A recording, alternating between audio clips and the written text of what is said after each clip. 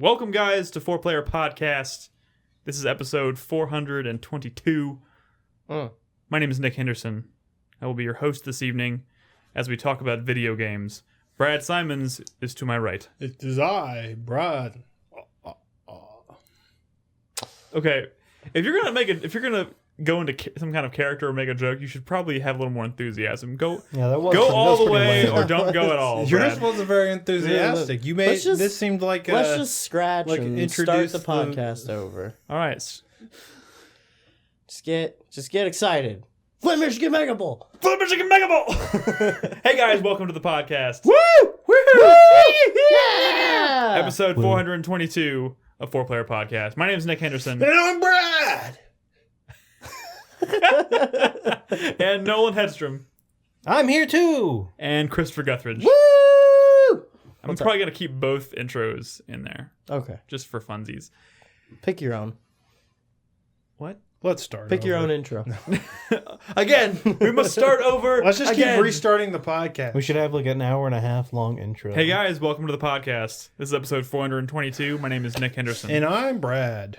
And I'm Nolan. And I'm Chris. Starting over. Hey guys, welcome to the podcast. This is episode 422. I saw Straight Outta Compton. My name is Nick Henderson. Brad Simons is here. That movie's like super successful. Just trying to just completely derail this. Is it surprising because you don't think it was very good, or No, it was good. It was surprising because it made like Ant-Man money. Speaking of Ant-Man, I recently watched the Made that Marvel money. The Wet Hot American Summer remake. Yeah, First Day of Summer. I First Day started of watching Camp. that for like. And there's a scene towards the end where like Paul Rudd, I'm pretty sure this is what I'm remembering. Paul Rudd's like talking to like a bartender or something. Is that what that was from? No, that was They Came Together. They Came Together. Thank you. Oh, you can say that again. Yeah, because I watched Wet Hot American Summer, we ended up watching They Came Together because it's pretty much the Wet Hot American Summer cast in a movie. And there's a scene where Paul Rudd is talking to a bartender, and he's like, you don't look so good. And he's like, you can say that again. He's like, well, you came in here and blah blah blah, and you don't look so good. And they literally do it like 12 times in a row, like just over and over and over. It's like 6 minutes of the exact same scene. Yeah, like at first it's them like literally him just saying, you can say that again, and he says it again, and he's like, you can say that again, and he says it again, but eventually it just literally starts repeating footage. I don't know. It was every single time. Hey guys, welcome to 4Player Podcast. My name is Nick Henderson. I'm here with Brad Simons, Hello. Nolan Hedstrom, What's up, guys? and Christopher Guthridge. Hey, it's episode 422. Is this actually the start? I need to know. Is this actually the start? This is all been the Are show. we gonna start talking about We're video still- games? All right, let's talk about Straight Outta Compton. How was it, Brad? I'm gonna go see it. It's good. Welcome to the podcast, everybody. Episode 422. I don't know what's happening My name is Nick anymore. Henderson. Is this going to be in the podcast? My mention of We're Straight Outta stuck Compton? in a I cascading saw temporal Straight Outta loop. Compton. It made $60 million opening weekend, and there's lots of boobs in it. Really? Yeah, I guess that's why it Nice. was kind of surprising. Lots of Like boobs. good boobs? Or That's just boobs? surprising. No, lots of boobs. I didn't say mean- lots. Like quality. Lots of We're good, talking about quality over quantity. lots of good boobs. Okay, good. Have you ever seen a sexy rap video? Oh yeah. Lots of good boobs. Okay.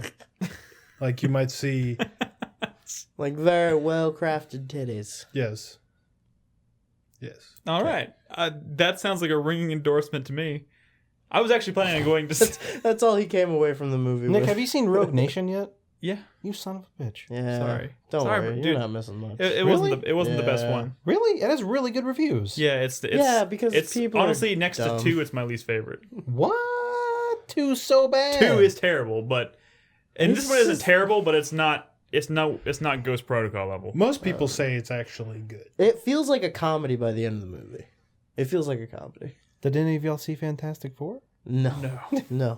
Can't bring Why myself. would anybody watch that? Can't bring myself to do it. Did you hear that they're green-lighted for a sequel? I was just so glad. Not I at don't. serious? all surprised. Wow. That's only Sony or Fox desperately trying to hold on to the license for whatever reason. I don't know. I was just glad. I tweeted about it that. Remember when Chris was ragging on Mr. Fantastic because he went to school with him? It's like, this guy's a douche.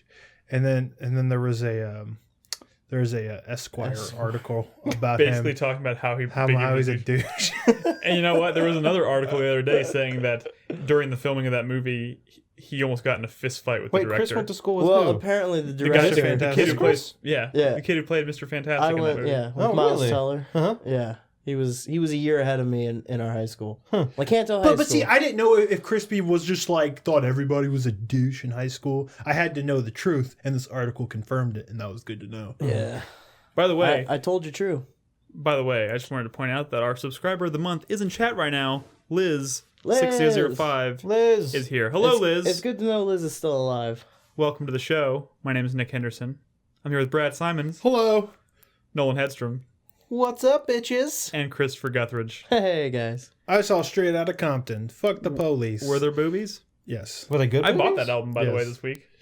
What, the NWA album? Yeah, I've never owned it.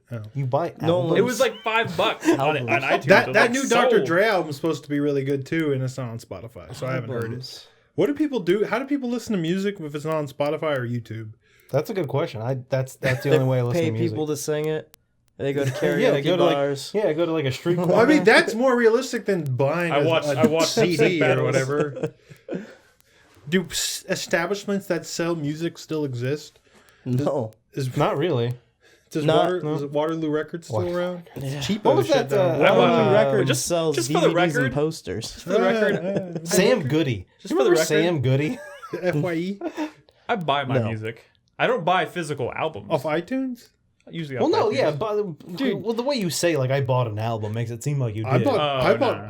no. If I really want music, I buy a CD because I like CDs in my car. I don't like fumbling with my phone or anything. You know. I have them all on an iPod. But if it's a really, really, really good album that I'm really excited for, I will usually buy an actual disc. I think the last physical like album I bought or like CD audio device thing was the soundtrack to Book of Mormon. Oh yeah, I That's a bought good that one. too. That is a good one. It felt weird at the time, but I don't regret it. And by the way, Chris Davis and Tack was attacking me for for being okay with downloading music but not games. Those are totally different Yeah, things. musicians suck. Yeah. I saw a thing online the other day that was like, why do like rappers get so mad about people illegally downloading their music when all they rap about is illegal activities? You know? You know? That's some classist bullshit right there. You want to hear a true story? What's up? Happened to me last night. Driving home, I went down south last night to my parents' house. It was my mom's birthday. Oh, happy birthday! Thank you. Not to you, Happy- but From to my your mother. mom. Happy She your listens to the mother's show, birthday. right? Oh yeah, of course. every week. Every week.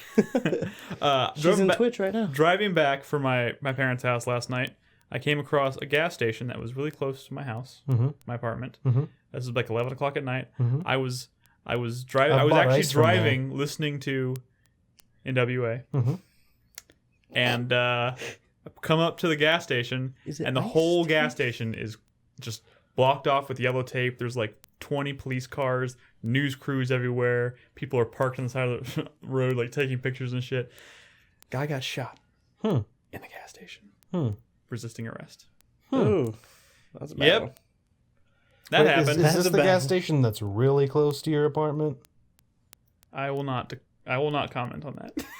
Well, Well, if it's in that end of town, It's pretty close. okay. It's pretty close. Okay, That's- then I know which one yeah. you're talking Okay, about. It's pretty A lot close. of- You saying it's close to your apartment is not going to let the community know where you live. But saying to me it's close, then I know where it is. It's pretty Suge close. Knight did it. Huh? Suge Knight. No. That's not surprising. A lot of that shit happens up in Nick's neck of the woods. What does that mean? People get shot a lot. No, it does not. It was no. But No, the that Walmart there was the one where that. the police officer the got reason shot. I brought it up is because this actually. So I came home at like 10 o'clock at night. That's when I actually saw all the crazy The shit, stuff. whatever. But when I was leaving my apartment to go down south, I stopped at that gas station to fill up my gas tank, and it was like 5:45. Mm-hmm. Found the article today. They said this shooting happened at 5:56. Wow. I missed it by about 7 or 8 minutes. Oh man, Holy shit! It's exciting. It is exciting. You know what else? that you know could what have else, been Brad? a good vlog for the. It could have been great. By the way, That's you know what terrible. else I saw, Brad?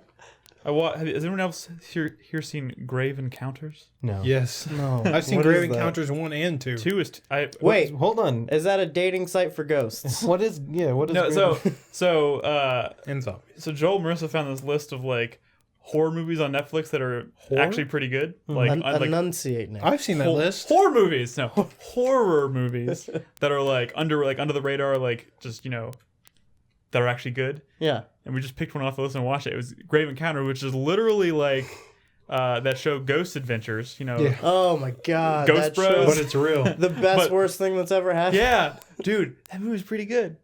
It is. It's pretty good. Hey, The second- Ghost! What the fuck you doing here? I mean, pretty much. But it starts to get all like Book of Leaves by the end of the movie. It's Still weird. have no idea what the fuck you're talking What is about. that?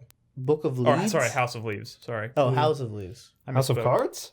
No. House of Leaves. Kevin Spacey shows up. Like I still know what is like House the of book Leaves. House of It's a Leaves? crazy book. It's a book. Oh, is that one you were telling me about? It's like the house Right. has. Yeah. It's crazy. Yeah. Do Look you it not know up. how to Brad, read, bro? Brad hates it because it's If you look at pretentious. this book, you'll understand. Yeah, it's printed all We fucked started up. watching Grave Wait, Encounters that's 2 weird. right after it because we're like, that was pretty good. Let's watch the second one. It was terrible. We stopped after like 10 minutes. No, Grave Encounters is so fucking like. How come- you got to stick through it. How come Yeah, I wasn't invited to this soiree? I live like 10 minutes from that here. Netflix list will probably recommend Session 9, which is essentially Grave Encounters but less crazy. But it does have the scene where the dude from CSI Miami goes, "Fuck you." Oh, in the stairwell? Yeah, that's from Session 9. Interesting. No, fuck you. Did anybody else see any movies this week? Anything interesting? I don't know why we're talking about thinking- movies for so long. No, I just spent the whole weekend watching Modern Family and Naruto, so... So Pretty great. Bernadette sort of watching Law and Order SVU. Oh, God. Started? From the beginning? Yeah, I don't know. I was about to say. She's been with watching it Ice-T. for a while. Rest in peace. Yes, with Ice-T. She's been watching for a while. Like, I'll walk in the room and she'll be having it on her iPad while she's doing Is something it else. iced tea or And iced tea? And I'm like, what's going on? They're like, well, this guy, like raped this girl and blah blah blah, and like the other, and then I was like, man, there's a lot of rape in this show. Yeah, it's It- SVU. And Yeah. well, so I didn't realize I've never seen it. You've never seen? Oh, I'm sorry. I'm No, sorry. I didn't haven't. I didn't mean to react. And so I It's was called like, Special Victims Unit. yeah, Special Victims Unit. Yeah. So is every special victim a rape victim? They're all They're all sex assaults. crimes. Yeah, Yeah. Okay. So why do they call it special victims if it's like sexual assaults? Like, They don't... Probably because because they don't special- want to have, I like, guess so. NYPD rape unit. like they call them like sex cops. Wouldn't that be better? Come out with your dick up! you guys have to watch that Gamergate episode. I'm pretty sure there have been episodes where people like that No, are being she interrogated. was call explaining to them me. sex She was cops. explaining to me, and she was like, "It's more than just rape. It's also like kidnappings and stuff like that." Pedophiles. It's special Almost rape. victims. Yeah, so I didn't realize that because and I'm like, man, this is a really rapey show. Like, and this is on like TV. Yeah. And so I mean, I guess that's how life is. That show's fucked up. Yeah, it is. But me and Bernadette and I started watching Daredevil. I convinced her to watch the Netflix. I'm about to rewatch it, I think. And and she's pretty like, close. every episode she watched, she's like, I don't understand because he's not really blind. So why do they say he's blind? And I'm trying to explain to her.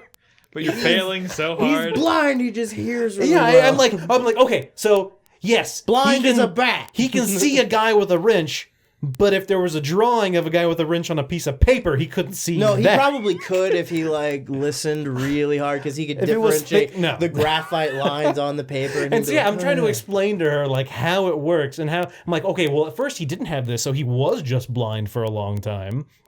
And so I mean, like it's just like so frustrating. But Speaking of Daredevil, you know what happened to me last week? You were blinded? We are never going to talk about video games. This Malia show. was Like like, dunking your eye? what show should we watch? And she was like, do you want to watch Flash? Daredevil? And you know what I told her? Yeah. You son of a bitch. yeah, you son of a bitch. Fuck you. Dude, why? that That was show- my chance. And I was like, That was it. Dude, that show was is so it. good. I saw 3 episodes. so good. So good. Fulton Reed. That was fun. And then I saw a picture of him wearing the Daredevil outfit, and my spine tingled. You pretentious asshole. How did that make me pretentious? I don't know. Did I I'm just think of- running with what we called you earlier. Yeah, Nick just loves the word Wait, why did pretentious your this spine evening. tingle? Like in a good way or a bad way? Like your spine near your butthole. My butthole puckered saying that outfit. I don't. does that is that mean? In a positive good or way? negative or? Oh, it's very negative. Okay. Yeah. Yeah, it would be. Like you didn't want him in you, and so it puckered. Like I don't understand. God, I hate when superheroes look like superheroes. Yeah, it just looks so stupid. Dude, you're You so look so stupid. I fucking stupid. hate you. I'm sorry. I don't know. I'm sorry. Do you think That came anybody who doesn't like that outfit is stupid? Yes, especially you. It's not acceptable to not like that outfit? I mean, I don't think all superhero outfits are bad. Hey guys, welcome to 4Player Podcast, episode 422. My name's Nick Henderson. There's better outfits in the new Fantastic Four movie. Perfect. This plan is back on. Let's talk. Can we just talk about video games? Please. Video games. We haven't been playing a lot of video games, though, have we? I played what you might call a video game. I'm just kidding. That was unfair. What? I mean, it's fair. I played Everyone's Gone. Everyone's Sorry. Gone to That's not a fucking video game. By the is way, it? Chris Davis misspelled. It's Everybody's Gone to the Rapture, not Everyone's Gone to the Rapture. Ah, You son of wait a a bitch. fact check. I'm sorry. So, I played this game. He always screws up, doesn't he? I mean, he's human. That's okay, but these typos happen a lot. He's about... Oh, no! No! He's making us dis... No, he ruined us! They can't have... He's ruining everything! No! What is he doing? Well, guys, we still have an audio You podcast. can't hear us. We can talk all kinds of shit. We still have an audio podcast. Yeah, that's true. We should probably Where keep... were we? I'm sorry. It's still muted? I can't tell. Okay. Chris Davis got very upset with us for that comment, and he just He made completely removed us from the video. He made us disappear. I'm surprised that's the first time that's happened, to be totally honest. Anyways, Everybody's Gone to the Rapture is a game from the Chinese Room, who... Last game I played from the Chinese Room was Amnesia: A Machine for Pigs. I played some of that. I got bored. I played Dear Esther. I finished it because it's like 20 minutes long, and I hated it. You know I why? also played Dear Esther. Do you know why I hated Dear Esther? Did you hate Why because did it you hate wasn't a Dear game? Esther? I hate it because you walk so fucking slow. Well, then you're gonna hate the shit out of this. It already looks like you're So moving I am, faster than Dear I am Esther. running. This is the. I'm holding the run button. Oh, you're holding there it, so you is a are run running. button. Yes, this is holding. This is the fast speed. This is the fast speed. So here's my question, because I don't know a whole lot about Everybody's Gone to Rapture. Is it on rails, or are you actually walking around? No, you're It's walking done. around. Big Okay. open area. This Okay, is- we okay. kind of seemed a little on railsy. So I think it's a little unfair to. And then another question: is the camera moving itself, or are you doing that? I'm doing it. It's, Okay. it's a first-person game. Okay, it kind of seems like it's having some cinematic stuff. I wasn't really sure if it was doing that or you were doing it. I'm just moving around kind of weird in this footage. Okay. I think it's kind of unfair. A lot of people classify these games as like walking simulators because they think it's funny. Well, I mean, But at the same time, like it's trying to accomplish something very different than your typical game, and for that, I think it's worth.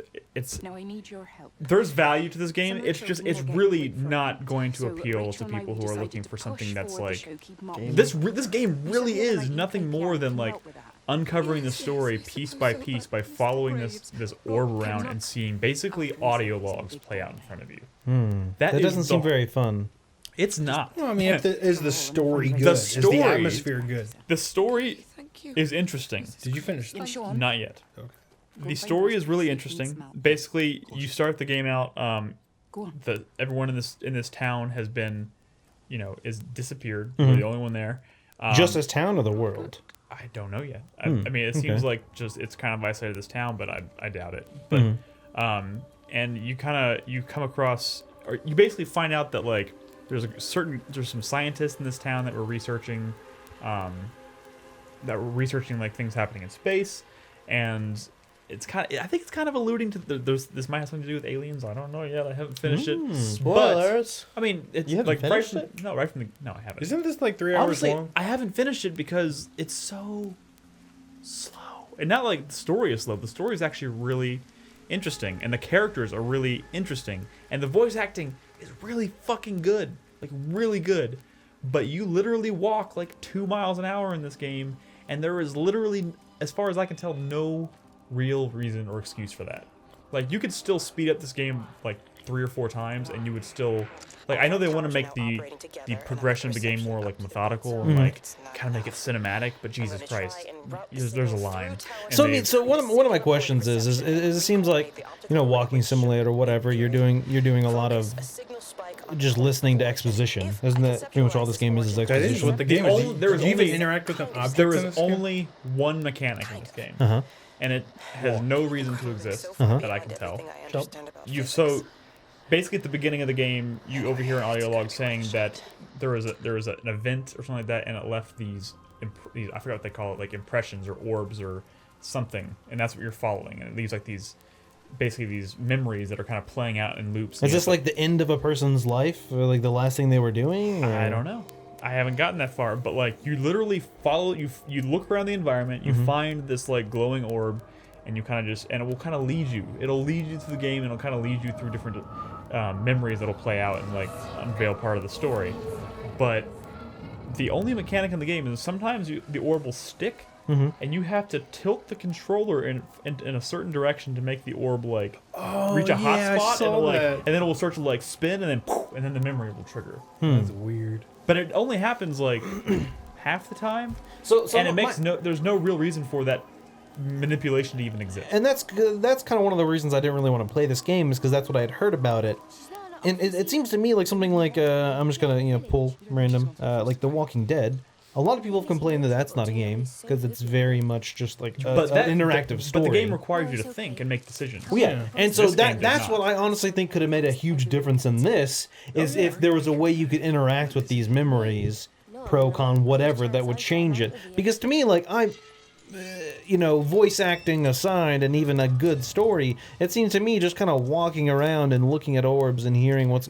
Chris Davis asked a very important question, though. He says, is there a fail condition? And as far as I can tell, there's not. It doesn't seem like there is. And that's what I'm saying. That would be nice. It's not like, even a condition. Yeah, that's like you're trying to figure out what happened, but to me, I almost don't really care. You know what I'm saying? mean, like the game isn't really giving me a reason to care. So here's a couple things. I feel like the story they're trying to tell, I would normally care a lot about. But a couple things about the way they're choosing to tell the story.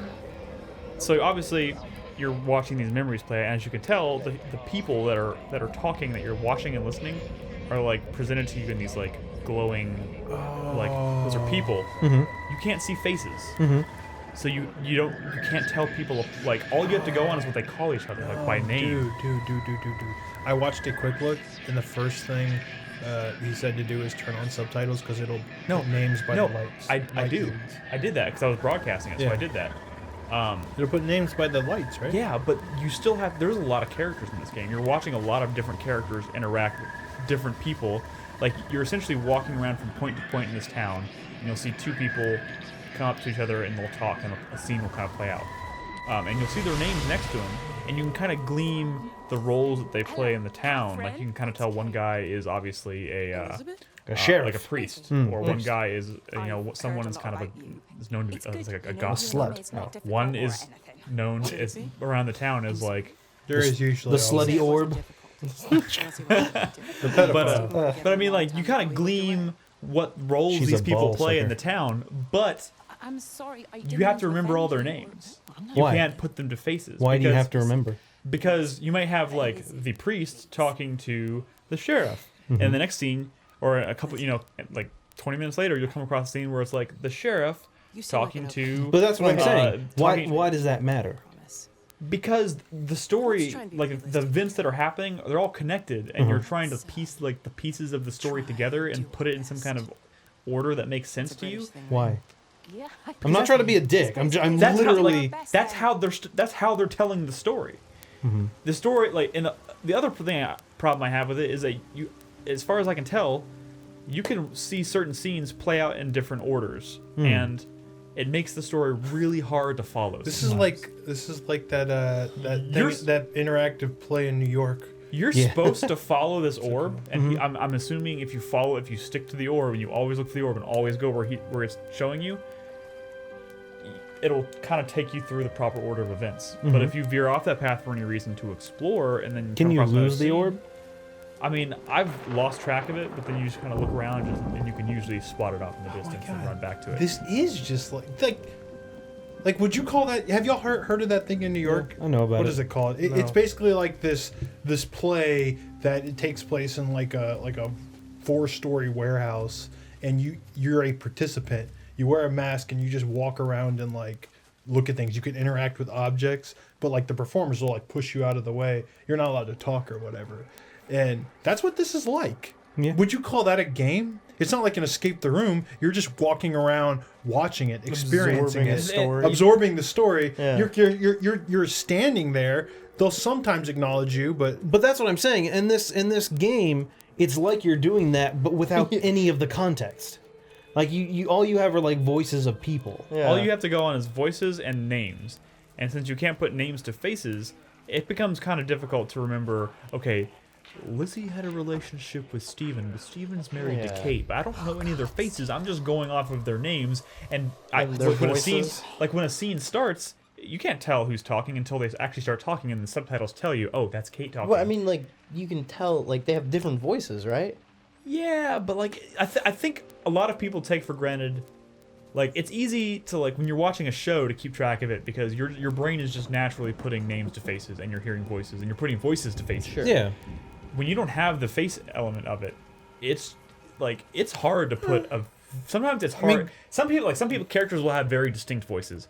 Other people just sound pretty generic. could the And same be said about like audio logs in a game, like a Sure. Bioshock or whatever? But the thing is, the audio logs are usually But though they supplement the game. they supplement it, and they're not usually being strung together and telling a cohesive. yeah, this like, is story. the whole game. The whole story is told like this, and it just becomes kind of a pain. But that's to what I'm track saying. Like, it would have to be a pretty goddamn good story for me to want. Because like, I'm intrigued. I'm intrigued by it. I would like Nick to finish this before he I will, talks but about like, it. but the some thing more. is, it's one of those situations where it's like, okay, do I like if I'm gonna sit down to play a video game, which I don't have a lot of time, recently to play games as much as I'd like do I want to devote the little time that I how have about to this? playing How about this? this? Instead of using your video game time to play this, use your TV watching time to play this. Yeah. basically the same thing. This seems like, these kind of games to me seem like wishful thinking. It's like, if holodecks existed, this might make more sense. Yeah. Sure. You know? Because like when you're talking about VR. that play in New York, that warehouse play, Yeah. that kind of seems interesting because you're actually in an atmosphere. You can touch objects. You can see what's going on. This is like a simulation of that, which is supposed to be a simulation of like real events. You know? Yeah. So like it feels so disconnected from like you as a person, like Yeah. what you're doing. Like you're just kind of Exactly. walking and around a virtual there's environment. not a lot like- in this. There's not a lot in this experience to justify making this a video game. Yeah. Like I could see like why like the story they're trying to tell, in my opinion, is way more engaging than Dear Esther was, because Dear Esther was hard to even tell what the fuck was happening. It was also metaphorical and just they weren't talking. I went to the console command and like multiplied my walk speed by like 600% or whatever, and I got through that game like really short amount of time. I wish I could do that here. Well, so the reason I think it sucks is because these are big, huge, open, fucking English countryside, whatever the fuck it is. But it was the same thing I felt when I first started playing Dear Esther, and that's that when you move so slow, it discourages Exploration. me wanting to explore the environment and there's take been off a times- branching path. There's been times where I'm walking down the street and I look over and there's like a big open field, and across the field I see like a tractor and like a small shed, and I'm like, I could go explore that, but if there's nothing over there, I'm gonna waste like a minute just walking. No, it's there. bad. And the thing is, the designers the developers of this game are so confident that this design is right. They didn't want to put in a run button. They weren't originally going to do it, and it's probably one of the reasons why they didn't say anything about it. There's no like hint or tutorial. It's not even in the control menu, and you have to hold it down for a long time before it does. You anything. literally have to hold the run button down. Oh, sorry, the They seem quote-unquote run pretty button. like adamantly against it. Like this is running. This is as fast as you can move. This is They're trying to ridiculous. force immersion.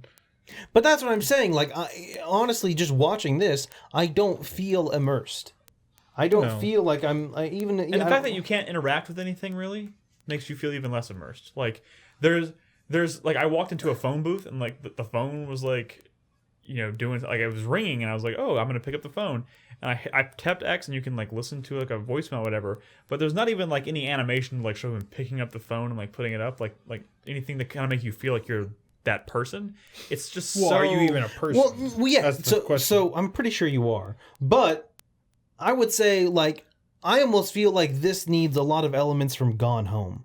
Like I feel like if I'm the last person in this world, or everyone else is gone in their memories, I would want to, I hear whatever the people you were talking about, like the priest talking about something. I would want to go into the church and look through his shit. I would want to go to his house. Why the fuck not? They're all gone. I'm going to rifle through their shit to find out more about their lives, to dig deeper in. Like, why can't I do that?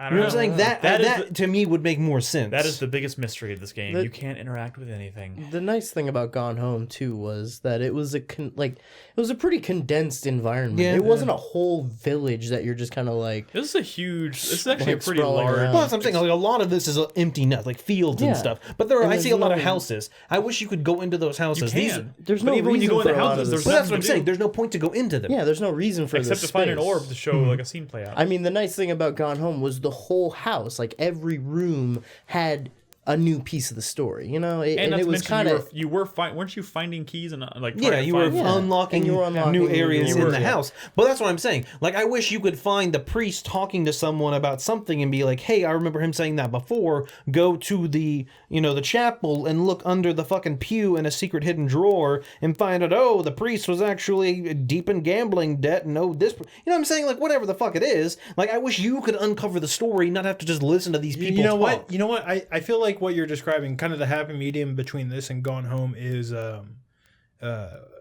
Ethan Carter. Yeah. No, I- what's that movie? What's that The game? Vanishing of Ethan The Carter. Vanishing of Ethan Carter. I which really heard wish is that good. game hadn't fucking frozen. Like, that game glitched to me. I didn't get to finish it. But exactly, I feel like Vanishing of Ethan Carter, while it had its problems, was a very interesting blend of Gone Home and this.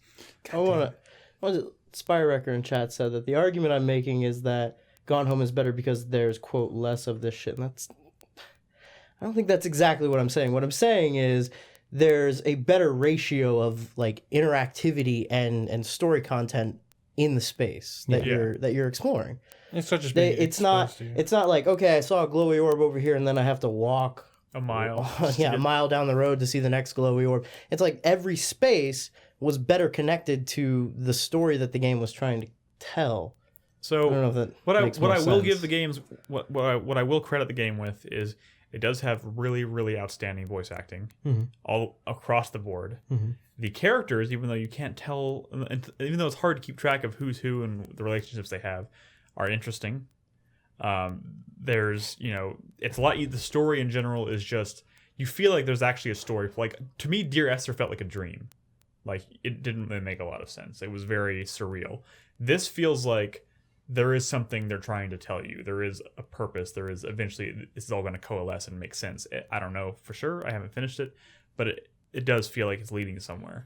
And there are mysteries kind of like they're hinting at the possibility of like the town was quarantined because of something that happened at this observatory, but the town is trying to blame it on influenza, and then everyone's freaking out and it's causing a mass panic about this influenza outbreak, and people are trying to get out of town but they can't get out of town, and it looks like it's going somewhere. It seems interesting. It's just really weird how they're choosing to tell it, because you can also choose to not follow the correct order, and then all of a sudden it all just seems, you gotta really keep track of it in your head, and that just makes it seem even more fucked up. But There's a good way to do these things, and there's a bad way. And I really liked Amnesia Machine for Pigs, to be totally honest, and that is just way more of a game than this. I don't know. It's kind of a weird direction for them to go after. it's not like you have to have like combat for a game that's mostly story to be interesting or fun or just better to less tedious to play. I mean, like Her Story is an example of a game that didn't really have mechanics outside of discovering the story and figuring out how you wanted to discover that story, the order and whatnot, but immensely more satisfying than crawling around an environment. I'd like to finish it to see how the story ends, but God, I have to play The Witcher, guys. You should. I don't have time for this. I don't have time for The this Witcher shit. can be just as slow at times, running around this environment. Yeah, but at least I feel like I'm doing something. Sometimes. I feel but Sometimes. for every like goal you accomplish in The Witcher, 3 more pop. Oh God! For everything you it complete, stops doing It is impossible to like tell yourself in The Witcher to even like to focus on the story quest. The because quest I was playing last night, there was even a character who's like, okay, so you have to You have to find this person, to find Dandelion, to find Siri, to find out what's going on with the Wild Hunt. That sounds really confusing. And Geralt's just like, meh. So, Brett, out of curiosity, in regards, I've been playing a little bit of The Witcher. What level were you when you finished the game? Oh, don't. You can't use that. I'm as just a measure of curious. progress. I'm curious. I have no idea. You really don't know? It doesn't matter. He is really reluctant to tell people anything because I asked him like how many hours. Yeah. Well, did you he can't play? really tell. It's hard to tell with The Witcher because it doesn't track hours properly. He knows though. Or no, I honestly have no idea because it doesn't matter. I told him where I was, and he said, "Don't ask me. 31 How, That's, maybe? that's hard to tell. don't ask me how far you The are." reason it doesn't matter is because you can literally play 50 hours out in the world and gain a level, or you can watch like 10 minutes of cutscenes and gain 3 levels. Yeah. Like that's how Yeah. much you It's can't fucking judge weird. your progress based on level. But where are you in The Witcher? I'm still on like a Yennefer mission. In Skellige? Yep. Oh, obviously. I just got to Skellige. I haven't even seen Skellige yet. Skellige's But no, pretty because cool. like, Skellige's beautiful, but hard to get around. I'm 100 hours into the game. Yeah. Because GOG does track it more accurately. I'm 100 hours in. I'm level 22. God. And I've been on this one wait, I'm level 21, Like I said, it doesn't matter. but I've played maybe in the a fourth in of the how much past. I've played. I think probably anywhere between 10 and 20 hours. I've gone up one level. Good God, what are you people? Just like the is it all quest I'm Gwent? doing- Is that all you do is Gwent? Well, I do play a No, lot. By the of way, I'm Gwent. avoiding Gwent like the fucking plague. Oh, it's so Yeah, good. I am yeah, that's out. why I'm avoiding it. Dude, it's so good. Gwent was really good until Gwent it got will just too fucking easy. kill. Well, yeah, I know. At progress this in that point, game. it's super easy for just because the cards I have. have- Yeah, it's really easy. I have forsaken Gwent.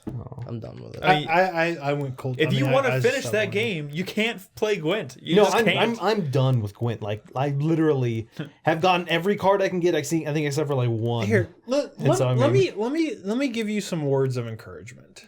Like now that I finished The Witcher, Life seems so much better. well, no. There's a sense of like relief, right? Yeah. But usually when I'm done with a game, I'm done with it. I move on, right? And I've done that with The Witcher. But the good thing about The Witcher is that like I know there's all these little stories, like dozens and dozens and dozens of little stories that I have not seen.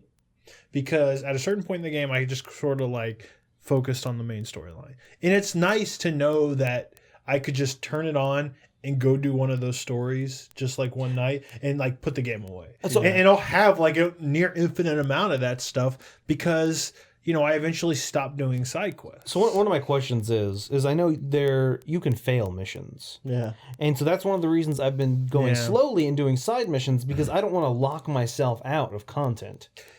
You got to do the ones involving like major characters, like major players in that world. Yeah. You should do those because you could see how if something happens in that world, why certain things might be shaken up a little bit. Man, I'm As far flip as that flopping, goes. guys. I was like, I did the whole Triss mission. And I was like, it's good to have Triss back. I love Triss. And then Triss goes on her merry way for a while, and then I run into Yennefer, and I'm like, That's fine. That's fine. I missed you, Yennefer.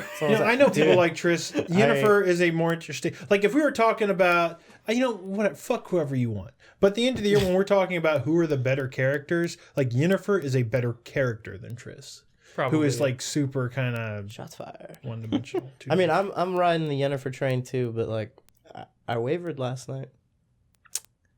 Triss and I had a moment there's in the hedge maze. Oh yeah, that was a Yeah. great moment. Yeah. I've been I felt watching. kind of bad. There's gonna be a lot of really great moments at the end of the year when we're talking about best moments from The Witcher. Best I'm pretty sure. scripted And notes. it's weird for me because I've been thinking about that, because I'm already thinking about end of the year stuff because I'm weird, right? And I was just thinking about Witcher and like who are my favorite characters of the year so far. I wasn't thinking about The Witcher, but then I started thinking about it and I was like, yeah, Yennefer and Ciri, they're both like really good characters. But is that even fair? Are they technically book characters? Do I like them better because I read these books, or like? Can they stand on their? Well, I guess y'all need to. They're Finish pretty the fucking good game. characters, Y'all need to finish the regardless game. of whether you've read the books or Spoiler not. warning: you eventually meet Ciri, and it gets pretty cool. So just All right. play the goddamn game. You said that last week. Brad, Fucking spoilers. What did I play? Well, besides playing yet more of the Legacy of Kain series. I finished Soul Reaver 2, and I'm moving on to Defiance. The game I've been playing that I guess is most relevant to talk about is Toy Soldiers War Chest. God damn it, Chris Davis. No, we're gonna go away to the Phantom Zone again. No, the Phantom Zone. I've been playing Toy Soldiers War Chest, which I got the disc in through GameFly. It's actually Toy Soldiers like Ultimate Edition or Complete Edition or whatever the fuck, because it's the $30 disc and not the $15 download. Are y'all familiar with the Toy Soldiers series? Yeah, it's like I'm actually not. This is actually the first one. Got a lot of buzz because it came out during one of the Summer of Arcades when all of Summer of Arcades were awesome, and it was actually really good. And then the sequel, there was another one that came out like that Cold War or something like that, like where you could play as like Rambo, and that one was very very much under the radar, but it was still really good. Like if you read reviews, people were like, "That's actually a really good Toy Soldiers sequel." Pause for a second. Yes. Are they still doing Summer of Arcade? No. Well, I don't know. I don't know. It doesn't matter. It sucks for years. I just realized it's been like 3 years, and I was like, what happened? That was always the. I always Summer look Arcade forward. is dead. always Even look if they are forward still to it. doing it, it's not what As it soon as was. they started putting Kinect games in there, it all went downhill. I Thanks, remember that Kinect. year.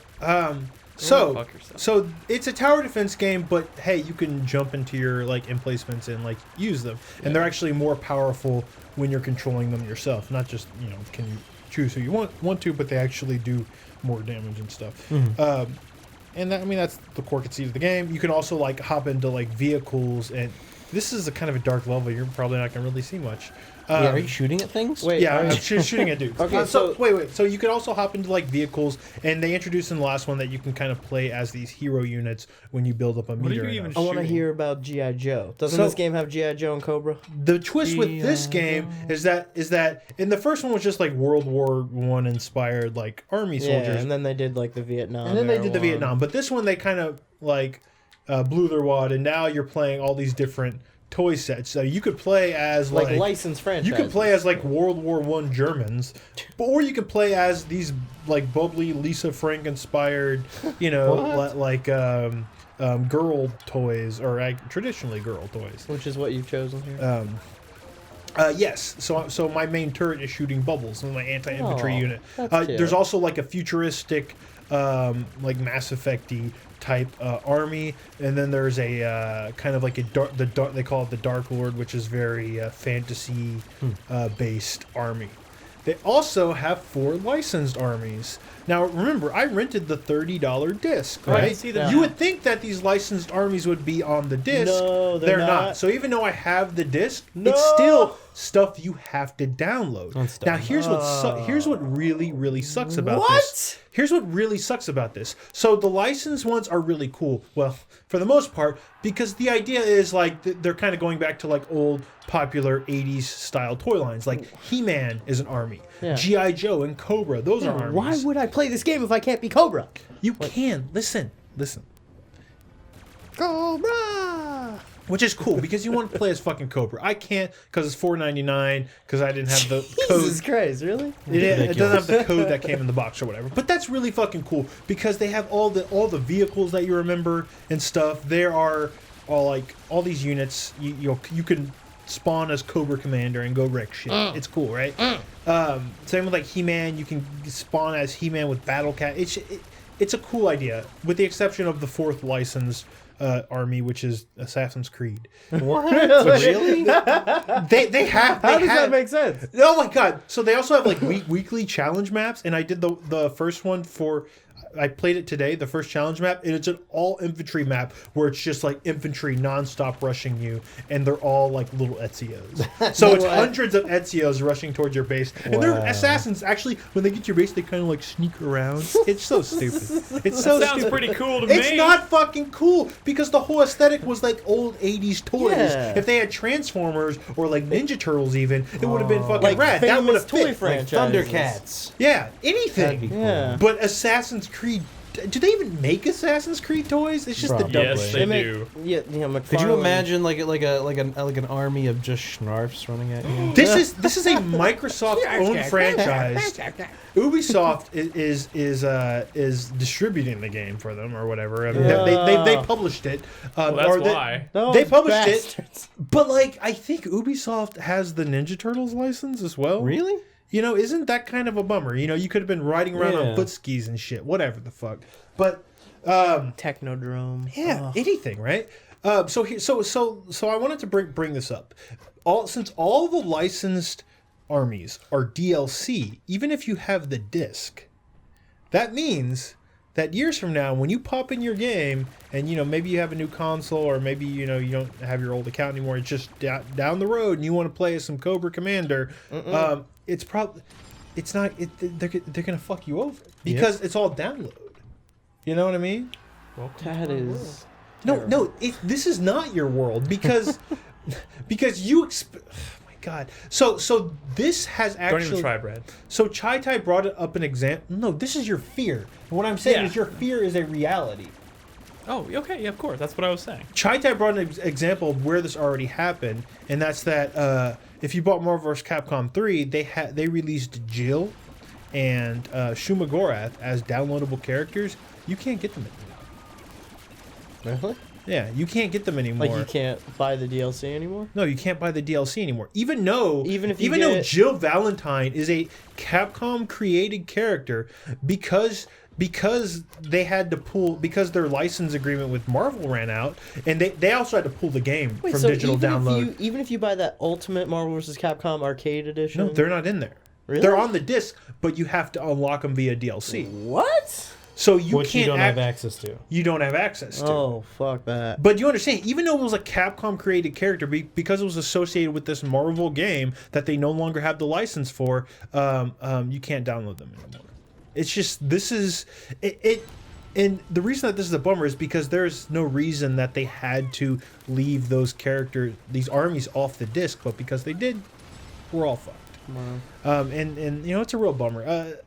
My other frustrations, I'm having some frustrations with this game in that it feels very like free to play. Like you beat a mission and you open up like packs of upgrades, and some of them could be like doubles, and you could just sell those for money. And nothing is really explained all that well in this game, to the point where I'm on this fourth mission, kind of like my fifth mission, and at the very end, towards the end of the battle, a giant tank spawns. Think like that one level of Valkyria Chronicles, giant tank. Yeah. And I tried that mission 4 times and I can't beat it. And I have no idea what I'm doing wrong. I don't think I'm bad at video games, at least not 4 times bad. And I can't do it. I even tried a different army, and my fear is that I have to like grind out some of the earlier missions to level up my army to be able to take this thing out, because I feel like strategically I'm not really doing anything wrong, but I'm just getting completely destroyed, and it doesn't make any sense. Like, I didn't have this kind of issues in like the original Toy Soldiers. It just all seems really confusing to me, and I feel like maybe I am playing the game wrong, because like I said, if you see that meter filling on the left, if it fills up to the first tier, you can like spawn as Starbright or whatever, or you could spawn as Cobra Commander or Duke, right? If you fill up the second meter, the second bar, you could spawn as that character in like an awesome vehicle, and the third one is like this big global power that I think just wrecks the battlefield. I have filled up that first bar maybe twice. Oh wow. To actually spawn the hero unit onto the battlefield. What is it's based on like combos. Yeah, that's what I figured. But there's not enough enemies in a way for me to build up that meter that high. So yeah, that was my question. So I think I'm doing something wrong. A lot of the times it's kind of based on the combo, the points. Essentially is points. And the way you get points is by constantly having a combo going, so you get more points. Yeah. But then that brings the question, if they're coming in waves, how do you... Because it ticks down. Yeah, if you don't destroy a wave, will another one come? I've been on a turn. I mean, you can. That's what I'm asking. Like, can you slow down how fast you're killing them to make more maybe appear at the same time? You can hit a button to spawn the next wave, I believe. But I mean, I could get on a turret and like take out an entire wave of myself and still not fill up that combo meter to the first notch. Yeah. And I feel like I'm compound the fact with the fact that I've tried this battle 4 times and I can't beat it, and I'm never able to get my fucking hero out there. I'm seriously worried that I am playing this game wrong, but because this game doesn't really explain anything, I'm just finding the whole experience kind of frustrating. And I'm thinking, even though these Toy Soldiers games are cool, I'm thinking about sending this back. That's how frustrated I am. I'm actually bordering between spending $4.99 to play as Cobra or sending it back. There's no in between. I'm gonna do one of those things. But each army you level up individually. So if I buy one of these armies, they're going to be at level 0 and might be completely ineffective in that battle that I'm stuck on. But you would have to go back to older battles and grind them to level them up. Seemingly, which that makes sense for like a free to play game or something. But this is not a free to play game. I'm really confused. Yeah. And unless they're selling like booster packs. Which, So oh my god! I bet they are. Is the only point of the different like armies and stuff like aesthetics, pretty much? No. have They all different play abilities. very different. Well, see, that's why I could understand why you'd have to level them up individually. Yeah, If they were all yeah. similar, then I would assume. No, like I group get it, but leveling, I'm saying like the pacing at which they level up and you get abilities or upgrades doesn't make a lot of sense. You know, I bet they do sell like booster packs in the store. Mhm. Oh man, this is that fucking level that I can't fucking beat at all. I can't do it. Anyways, that's Toy Soldiers. I don't know what I'm gonna do. I need to talk to people who played this game because I'm getting really frustrated. Well, we do have forums for that. No, but Bruh. no one's talking about this game. When I got my game on Friday or on like or I played it on Saturday, right? I popped it in on Saturday, came out that Tuesday before. By the time it was Saturday rolled around, there was still only one review for this game. Jesus. Like that first Toy Soldiers was like, there's a lot of reviews for that game. Yeah. This is so under the radar. No one's playing it. Yeah. No one's playing it. And usually I go, okay, well, let's pop onto the Steam forums, Steam reviews, see what the people are saying. But the people are just bitching about the DLC model, and no one's talking about the quality of the actual game. Yeah. So I can't get honest opinions on this thing. That'll happen. That's the worst. That is the worst. Has anybody else played anything else? So I played quite a bit of Ground Zeroes. Oh, yeah. Chris Davis screwed up again. It's all right. So God, here I we played, go, no. I played quite a bit of Ground Zeroes in preparation for Phantom Pain, which comes out in 2 weeks. What is that? What? What, Brad? It's a pop-up thing that happens? Some weird notification. We just You've got never seen that before? Yeah, but who is that? It happens to me, random people, too. Did we follow someone? Some random dude? It'll do that to me, too. Z-Pizzle? It'll pop up like, oh, this random channel started We should streaming. stop. It's only I supposed think to we happen should with stop people what we're you doing right follow. now. Oh, really? Let's Yeah. stop. Let's stop the podcast It and go happens watch. with people I don't follow sometimes. I think Jaeger probably followed a channel or something. I don't know Maybe. what's happening. Whatever. Sorry. Anyway, thanks Ground for the Zeroes. derailment. In preparation for the Phantom Pain, because I never finished Ground Zeroes, and I wanted to do all the side ops and stuff like that. And so that's what I've been doing. I've been playing a lot of it, and I really enjoy it, and it's also getting me prepared for Phantom Pain, at least control-wise, just because the controls are a little weird. But the thing that sucks is I'm going back and forth between that, and I was playing I played a little bit of Factions. And I'm like, I'm pressing like the wrong button to do things and stuff like that to vault over It'll something. happen.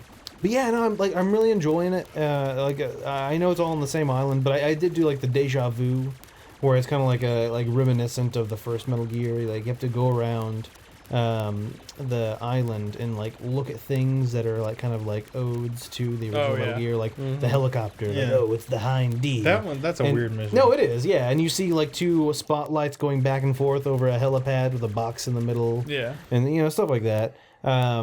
It was a weird mission, and they made a lot of inside kind of jokes, or like kind of like you can find this one gun that has like an not infrared, like an ultraviolet light kind of on it, and you can go around and all of the main Metal Gears, like Metal Gear Solid, Metal Gear, Ray. 2, whatever.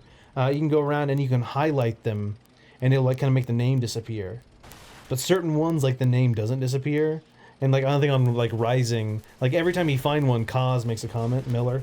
he makes a comment about it. And when he found the Rising one, he's like, "Oh, that one wasn't that good anyway." like I don't know. Like, Oh, or man. he didn't say that. He said he makes some comments like that one didn't really matter. But yeah, that's a fun mission.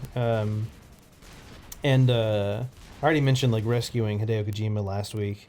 But it's just getting me all the more excited because I mean, from what I read, on all of those the main mission and all the side ops, if you rescue all of a certain number of people, they'll be at your mother base in Phantom Pain. Which is interesting. Oh, really? Yeah. But it's also like you're gonna have plenty of. Oh yeah, you people. will. But I mean, I'm gonna have an full- extra like 15 at the start of the game. You know what I'm saying? I really hope the whole meta game of Metal Gear Solid 5 is good and balanced, and you don't get that feeling that I feel like in Peace Walker, I was getting dudes just because that was what You needed someone else to fill a position at your mother base, or like just no. because? I was getting them just because. Like after a while, I felt like it didn't really matter that much. But I mean, the mother base is a lot more involved in this game than in Peace Walker. Yeah, so. Peace Walker was very simple. It wasn't you weren't doing a whole lot with them. I don't know. I can't remember. Way to in hate Peace, Metal Gear, Brad. in Peace Walker, could you see a soldier's stats before you Fulton them? I don't think so. Maybe you get some like crazy ass binocular that should do that. That sounds like something you get from Peace Walker. Yeah, I can't remember because I plan on playing that, and I know I did play it a while back, and I remember Fultoning Guys. them. What? I'm so excited, dude. For what? We're getting a Metal Gear game in 2 weeks. Yep, we're getting Like these don't come around very often, and Probably- they're always fucking amazing. probably the last Metal Metal Gear Gear. game. Yeah. Also, yes. What 7 years ago was when the last one came out? Let's make sure we get plenty of Metal Gear Online play before they take the servers down in 6 months. Wait, but Metal Gear Online's not even No, shipping like day a one. month after. Oh yeah. Yeah, a Is month that- after. Oh yeah. Which is good. I honestly like They're just that. gonna hope It's people are gonna gonna give me forget time about to it. play the Didn't single PC player. get pushed back like super far? It got pushed back even farther. Yeah, till like January or February or something. something, Yeah, yeah. January, February. It doesn't really matter in Peace Walker because there's never that many like dudes in any given like Each map only mission. has, like, a you few, can, yeah. You can Fulton most all of them. So Yeah, just do it might as well. as well. Because you have so many Fultons. I can't wait till I have so many wormholes. I think you can't shoot down a wormhole, That's true. which is good. I can't even, guys. Can't you? But the other game I played a little bit of is You I can, finally played some Rocket League. I had played it when it first came out. Did it change your life like it changed Ed's? When it first came out, I played it for like half an hour or something like that, and I wasn't really feeling it. And then I was playing some Last of Us, and somebody was like, "I don't really want to play this game anymore. I want to play Rocket League." Hear the gospel of Jagger? Rocket League. No, I'm pretty sure that's Crispy. this guy It right was- here. It was me. Hear the gospel. And so I was like, Rocket fuck League. it, fine, let's play Rocket League. And I played, and it's definitely a fun game, but I feel like I'd only have fun playing with like friends. I'd only have fun Well, like, that's- you know, yeah. like, you know, I'm pretty joshing sure, each isn't other. that... You'd only have fun playing factions with friends. Yeah, pretty much. I mean, I mean, Rocket everything League. outside of like... it's great. Well, no, never mind. I think every game is like that. I Yeah. think most multiplayer games is usually I personally have more fun when I'm playing with friends, just because you know it's camaraderie. It's that, and like I was actually tweeting about this, and one of the Rocket League devs started tweeting at me about it, and he was like, "Yeah, I find that you find random people and like start up a party with them on PSN and you know whatever," and I'm like, But I didn't want to say that to him. Like, I don't want to, like, poo-poo on this guy's game. Because it is a good game. And just like I said, it's a multiplayer game, and I find that while I have in the past found random people and made friends with them, a lot of the times, like, a lot of the random people that come up that have mics are either racist Dude, or... I was just about to say, a lot of people playing Rocket League are really racist. Yeah, like, super racist. And most those people going on... I feel like a lot of people I mean, are but going more on to than- their game console in general with a microphone with the intention of playing with people other than their friends. I used to play like the Halo games online a lot. Yeah. And I am hearing more N-bombs and other derogatory slurs in Rocket League than I ever have. Like in Halo. That's unexpected. It's crazy. It's like if you score a goal, people on the other team are just like calling you every racial epithet you can think of. Are there nice racists? they're nice to their own race. Look at Crispy's face right there. He was just... completely unsure of how to answer your question. Well, I we mean, went- why does racist have to be synonymous with like just human trash? You know what I mean? Because that's what racists are. No, I know, but that's what I'm saying. Like, where are you going with this? Yeah. what I'm saying is are they I think he's asking if we think he's nice. no?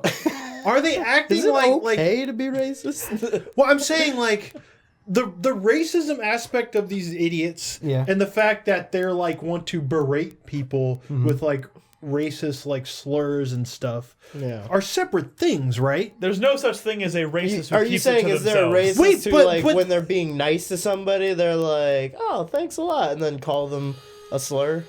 But it's not just racism. It's like homophobia and stuff, right? Yeah. You know, it's like how come the people that just like you rarely see just a complete you asshole not- who isn't saying something homophobic or racist. Did you never listen to Yoda? Fear leads to anger.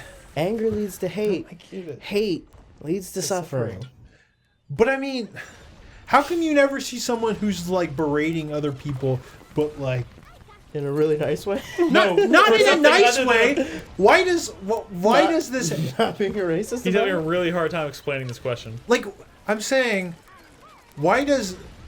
And I know this might sound weird to us because we are tolerant people, but why does someone who hates like another race or like another sexual preference or whatever, why do they also have to be assholes in online games? I think think- I don't think Why it's- is the Venn diagram like this? Why, It's why more- does it's more it like completely, this. I Why don't does it know. completely overshadow every other aspect But no, of their personality? I don't think this person is Internet racist culture? and they're also an asshole online. I think they're just an asshole. You know what I'm saying? I don't think The asshole comes first. If That's what yes, it's- no, exactly. To answer your question, I think most people who are racist are assholes. I don't think there are many nice racists out there. I have yet to because meet one. inherently, if you're dumb enough to be racist, you're probably not a very nice person. It's because the moment you find out someone is racist, whether they were being nice to you 2 seconds ago or not, doesn't matter. Once you find out they're racist, they're an asshole. You know what? I think I just figured it out. Okay. It's because if you're a young person and racist, that means your parents just have to be assholes. Usually, Right? yeah. That's usually the Probably. case. I mean, because you can have parents who are racist, who have these issues, maybe because they're older, but they're not stupid enough to pass it down to their children. But the ones that are just human trash. Yeah. So their kids grow up to be human trash, and they play these Rocket League. And human trash play Rocket League. I love that. This just like really nonchalantly, and I say that with quotations, just came back around to Rocket League. So- Well, so makes sense. hold on. I feel the reason, Crispy, to answer your question, Yeah. why there are so many racist assholes playing Rocket League is because every PS4 comes with a mic and like a headset, and Rocket League was free. And they were giving It was free. That's why. And you know what? I've heard human trash like free things. Yes, exactly. Halo was a game you had to pay for. Most likely, you didn't have a mic. That was something you had to go out and want to So buy. those racists were like the real racists because it took monetary effort to become racist. Exactly. I got you, I feel right. like a lot of the people playing this game aren't actually racist. I think a lot of them are just assholes, and that's where they go to. Like, they use those slurs They're because like unclever assholes. exactly. So they can't think of something clever to say, so they use racial slurs and hate words and stuff like that. Well, you don't have a lot of time to type things out in between plays. Well, that's I true. guess.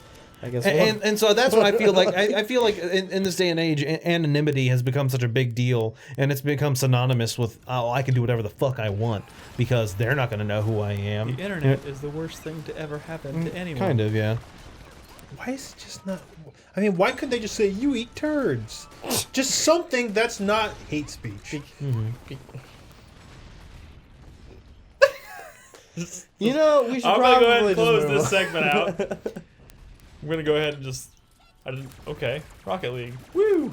Game's pretty good, right? So yeah, no, I will say I Yeah. did enjoy what I played, but like I said, I only think I would play that game with friends. Like Carlos, I know he plays it a lot with like just random people and stuff, and I don't feel. What are you saying about Carlos? I'm saying he's Carlos. He's a little racist. He's not that little. Oh my god, we gotta go to break. Okay, all right, gotta we cut can the move break. on. We can move on. Holy crap! Okay. All right, we're gonna cut the break and recover from that last conversation, and then we'll be back to talk about things, other things about video games. And if you're listening to this podcast on the go or watching the YouTube video, got a special thing coming up. A thing. Special thing. I don't know how to bring this up because people watching us live aren't going to see it right now. Oh. Special thing. Why can't we play it for them though? I don't think we have it. We could Don't worry about it. Whatever. Anyways, enjoy the break. We'll be back in just a minute. Hey, Brad. Hey, Nick. Hey, buddy. Welcome to the bump spot. I got stuff to bump. All right. Bump it. Bump it, yo. What's Hey, first? What's happening at 4playernetwork.com? have you checked out our Batman review? I No, listen. It's not what you think it is. It is a 4-player review. What is a 4-player review? What does that mean exactly? It means Brad? 4 of us talk about and rate the game, and we give a final score. It's gonna. We want the people to watch this thing. Tell us if they like it. It's an aggregate score. Yes. So we all gave it our own individual scores, and then we average them together. You know what else we did? You know what else crazy thing we did? Was it really that crazy? Well, we talked about that Tomb Raider footage. We did. That was pretty cool. And What all else is the- going those, on, Nick? Those mad hair physics. What else is going on? I don't know. What you have it written down on your paper. I'm shuffling papers here with lots of info. Before we recorded this, Brad did say he specifically wanted the sound of paper shuffling. I have actual papers I'm shuffling. You're not really. You're turning pages in a notebook. Well, but if you're a 4-player supporter, we have lots of cool stuff coming down the pipeline. we do. Let me see what we have here. Oh, you finished Silent Hill 2. Are you going to be... I did finish Silent Hill 2 finally. All those episodes from my Silent Hill 2 Let's Play are officially Awesome. posted. You can find them on the activity feed at Patreon or on the supporter content page at 4playernetwork.com. Cool. Are you going to be doing Silent Hill 3? I am. I'm trying to get it working right now. Emulation, like the emulation working. Crispy's finally going to be starting Demon's Souls soon. Yes. We finally got his capture card in after some unexpected technical difficulties. We finally have his capture card in, so hopefully as soon as he gets that installed, then hopefully, fingers crossed, it works perfectly and he can start playing Demon's Souls. I hope so. I wonder if he'll do better than Twitch, which Oh, God. they're not doing so well. They have not killed the Asylum Demon yet. What else do we have this week? Really? They haven't beat the They Asylum? Oh, my God. Oh, wait. It's that time of the bump spot. This week on the Loot thread. Our most active forum thread. What's Currently. going on in the Loot thread, Nick? Well, there's lots of asses. Wait. Yeah, just asses. But I gotta be honest, guys. The anime chick to real human ass ratio is staggeringly off. Well, you know, I appreciate both kinds of butts. Are there any other cool threads going on? There's a Metal Gear Solid 5 thread that I'm sure is getting some traction right now. Yeah. People are excited about Metal Gear. People want to talk about Metal Gear. It's coming out soon. People are playing Metal Gear. I've stayed away from that thread for reasons that should be obvious to our viewers. Yes. Why else? What else is coming down the line for patrons and supporters? We're working on some new Patreon tiers. We're shuffling some stuff around. Ooh, shuffling. We're adding some stuff. I like shuffling. Um, Did you know Jack told me the other day he didn't know how to shuffle cards? Was it Jack? Somebody I know that did sounds not. like something Jack No, would I say. think that was my girlfriend. She has no idea how to shuffle cards. That's okay, because we're shuffling content over at Patreon. It should be exciting. There's new tiers, which will promise new content, new benefits to people who are supporting us on Patreon. We're bringing- like friends with benefits. We'll be your friends. Oh, And you will offer us benefits. you just gave me a good Sexual idea. benefits. Actually, just money. just money. But we're also, as I'll just tease it right now, we're bringing something back We're bringing something back. in a cool way. I think We're I'm gonna censor that. What? Don't censor that. Oh, wait. So now they're hearing this and it was a goddamn bleep and no one heard my teaser. That's okay. What else do we have? Oh, wait. Top 5s are coming down the line. We do have 2 new top 5s coming down, which will also tie in some of our new patron content, which I think a lot of people will really enjoy. But anyways, who's doing a top Crispy's 5? working on a top 5. Top 5 crimes against video gaming. From Crispy. That dude can get pretty heated sometimes. So I fear for the sweet, poor games that he's going to be tearing apart. Yep. Also, I'm working on top 5 franchises that would probably be better as a Metroidvania. And every other subsequent top 5 will also be that topic because that's all I talk about. That is What else is happening? I think that's all we got this week. That is all we have this week. Very cool, Nick, but we need to wrap up this bump spot. We got stuff to do. Look at all these notes. Very exciting. 4playernetwork.com. Woo! You can find all that and more at 4playernetwork.com. Goodbye. I think I did once say I drink Jessica Alba's bathwater. Well, that's different. We would all drink Jessica Alba's bathwater. No, I wouldn't drink anybody's bathwater. That is if she gross. showered first and was just kind of chilling in the tub. Is she bubble bathing? Is there like soap in the There's water? no soap. Hey, do you remember that? It's just clean Jessica No, Alba in I- water, hot water. No, I can't do They it. should bottle that shit. No, yeah. So, do you remember there a couple years ago a line of alcohol came out where they ran it over naked women's bodies? Yeah. Yes. They would run the Yeah. alcohol over naked women's bodies, bottle it, and then sell it. Yeah. But they didn't show But you a is picture this of the like naked those? women. Yeah, no. it's those hotlines, like those hotlines, those sex lines that Yeah. you call. You don't really know what they look like. You probably don't want to know. There's just some naked woman in a giant tub of that liquor, just like with bottles, just filling them up. Like, Oh my god. This Jessica is Alba, bro. horrifying. Jessica Alba, bro. All right, I- show me a 2015 picture of Jessica Alba. I'll tell you right now if I'm cool with Yeah, this. you would be. With the alcohol, I bet like they would just have like a big vat, and the girl would just kind of just take a quick dip, maybe fart in it, and then Oh god!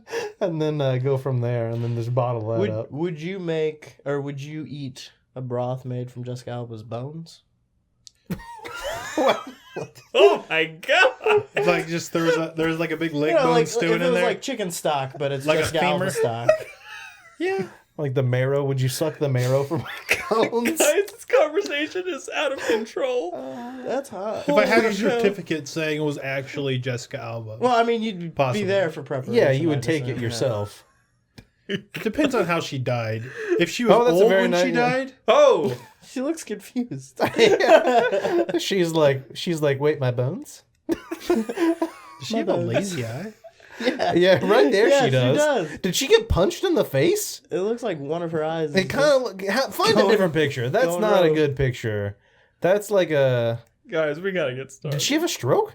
No, stop. Look at one half of her face is like a little like. I love the Crispy just turned this shit to a left. See how like the left side of her face is kind of down Why are we compared to the still looking right. at this picture? I'm we- concerned. I'm concerned. My answer is yes. Still Oh yes. god, guys, why are we even talking about this anymore? I can't believe you asked the bone question. The dong bone. But like I said, if Jessica Alba died like today, maybe her bones. But if she was like old when she died, probably not. Would her you bones. eat her ashes like Fun Dip? I thought you were about to say something else. That sounded like something else. Guys, I can't. This has gotta stop. This has gotta stop. Eat her ashes. Have you ever seen the Freaky Eaters? Yeah. She's like rubbing on her teeth like cocaine. Yeah. And you know what she said? She said, "What happens when I run out?" She said that. Of what? You So just she was eating her husband's Her husband ashes. died. They cremated Oh, him, and it's she one would of those eat. weird eating. she would shows? eat his Yeah, ashes. That's terrible. Yeah. And what does she do when she runs out? She Well, finds someone else's You ashes. stop or you murder someone else and do that. But why didn't Why she does it have use to be like human why ashes? didn't she use like Fun Dip or like the stick? Dip. Yeah. That would have been so much better than just sticking her hand in the urn and just like I think we're I just, hate the texture of the Fun Dip stick. I mean, come on. what? I like it. this is That ash probably wasn't even mostly her husband. Yeah. Right? guys. She probably could have just incinerated something else and. Probably. All right, we've had a lot of really weird, interesting conversations over the years, but this might be the most colorful conversation we've had Y'all in like ever seen- such a short period of time. Y'all ever seen the one with Clive Owen and Shoot 'Em Up? Like half of it. Would you drink some Monica Bellucci milk? Probably not. She's gonna be a Bond girl. I probably wouldn't A eat or Bond drink woman. anything that came Okay, from somebody else. Fine, a Bond woman, Brad. A Bond I mean, Pretentious asshole. so if you were on a desert island and there was a lady who was lactating, you, my god! No, I have no wouldn't- source no. of water, but human breast milk. Would I drink it? No. Ryan Davis. No, from because I Giant would have Bomb. died in the fucking plane crash because No, I'm not getting stranded on an island. Ryan Davis from Giant Bomb, another video game podcast. It started with a conversation on the podcast about drinking breast milk and about, I would probably have to be anonymous, from them drinking. Sure. And at one of their live pack shows, someone brought him some actual human breast milk and he drank it. So. What did he say? He says it was warm or something like that. I'm done with No, I don't this. know. Oh, Can we talk about video games? Was the milk pasteurized? okay. We are. I don't know. Obviously it wasn't. Was it? It was just up to her boobs, and she splashed it in her eyes. It's one of the best jokes. You. It's Wait, funny, but she's you're gonna call my ass? love Wait, that joke. what did I do? I Reborn? do love that Because it joke. was so unexpected. Yeah, it was. The podcast is going. I'm rolling. We're recording. Hey guys, welcome to This is all in the podcast. welcome to 4Player Podcast, episode 422. My name is Nick Henderson. Joining me today is Brad Simons. Hello, welcome to the middle of segment 2 because you've already heard a bunch of podcasts. You were supposed to say you watched Straight Outta Compton, but Oh, I watched Straight Outta Compton. It was pretty good. Nolan Oh, Hedstrom I saw. Hi, I'm Nolan. Boobies. Babies. and Christopher Guthridge. Hey, I saw a movie too that I forgot to mention at the beginning of the show. I found my new favorite episode of Mystery Science Theater 3000. If I haven't mentioned it, it is the last episode with Joel Robinson. It's called it's Mitchell. It's a Joe Don Baker movie. You talked about this last week. Did I talk about it last week? No. Yep. Did I really? You did. Did you? Nick just doesn't listen to you. I've watched I it must like have tuned it out. then I've watched it like 8 times since then. Wow. Like, Is it's this a good online episode. somewhere? Yeah. Cruising down the whole street series in is my on 6 YouTube. Wow. Oh, shit. Yeah. Sorry. It's great. It's wonderful. Anyway. Hey, what Anyways, episode is Dude, this? there's a Snoop Dogg in that movie who's so... You should watch it. And I swear to God, like the Tupac guy that they got to look like Tupac was Tupac. Mm-hmm. That's where he went because he looked so much like Tupac. It was scary. That's racist. Wait, were you talking about Straight Outta Compton? Yes. He was Also, just- the entire movie, I was like, the guy that they got to play Ice Cube is a terrible actor. They cared so much about the fact that this dude looked like Ice Cube that they just cast him anyways because he was bad. And then I found out it was his son, which makes a lot of sense for why he looks like him and why he's a bad actor. That's true. That's true. Yeah.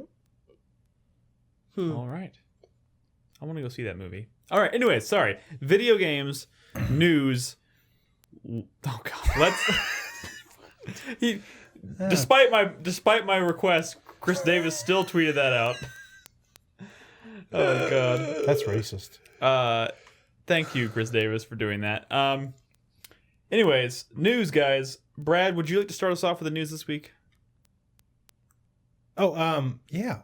Yeah, I would love to talk about news. None of us has the news topic that is probably the bigger rumor that came out today. Was Tencent? that shot down? Yeah, the Tencent thing. I talked about that in Hip Chat.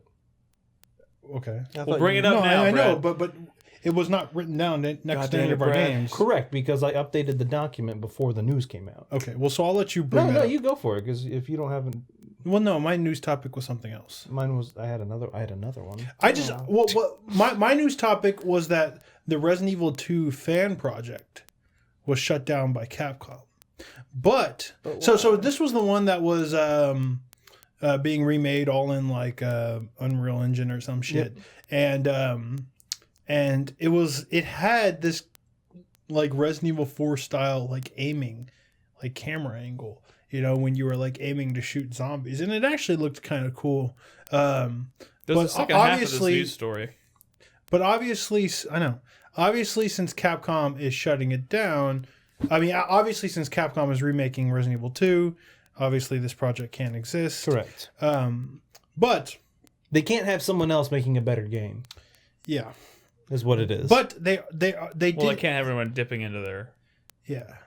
profits, regardless of which one is better. Yeah, that's okay. But they invited the dude, to who did the remake, who was working on the remake, to Capcom, or they're inviting him to Capcom to meet with them so they can share ideas.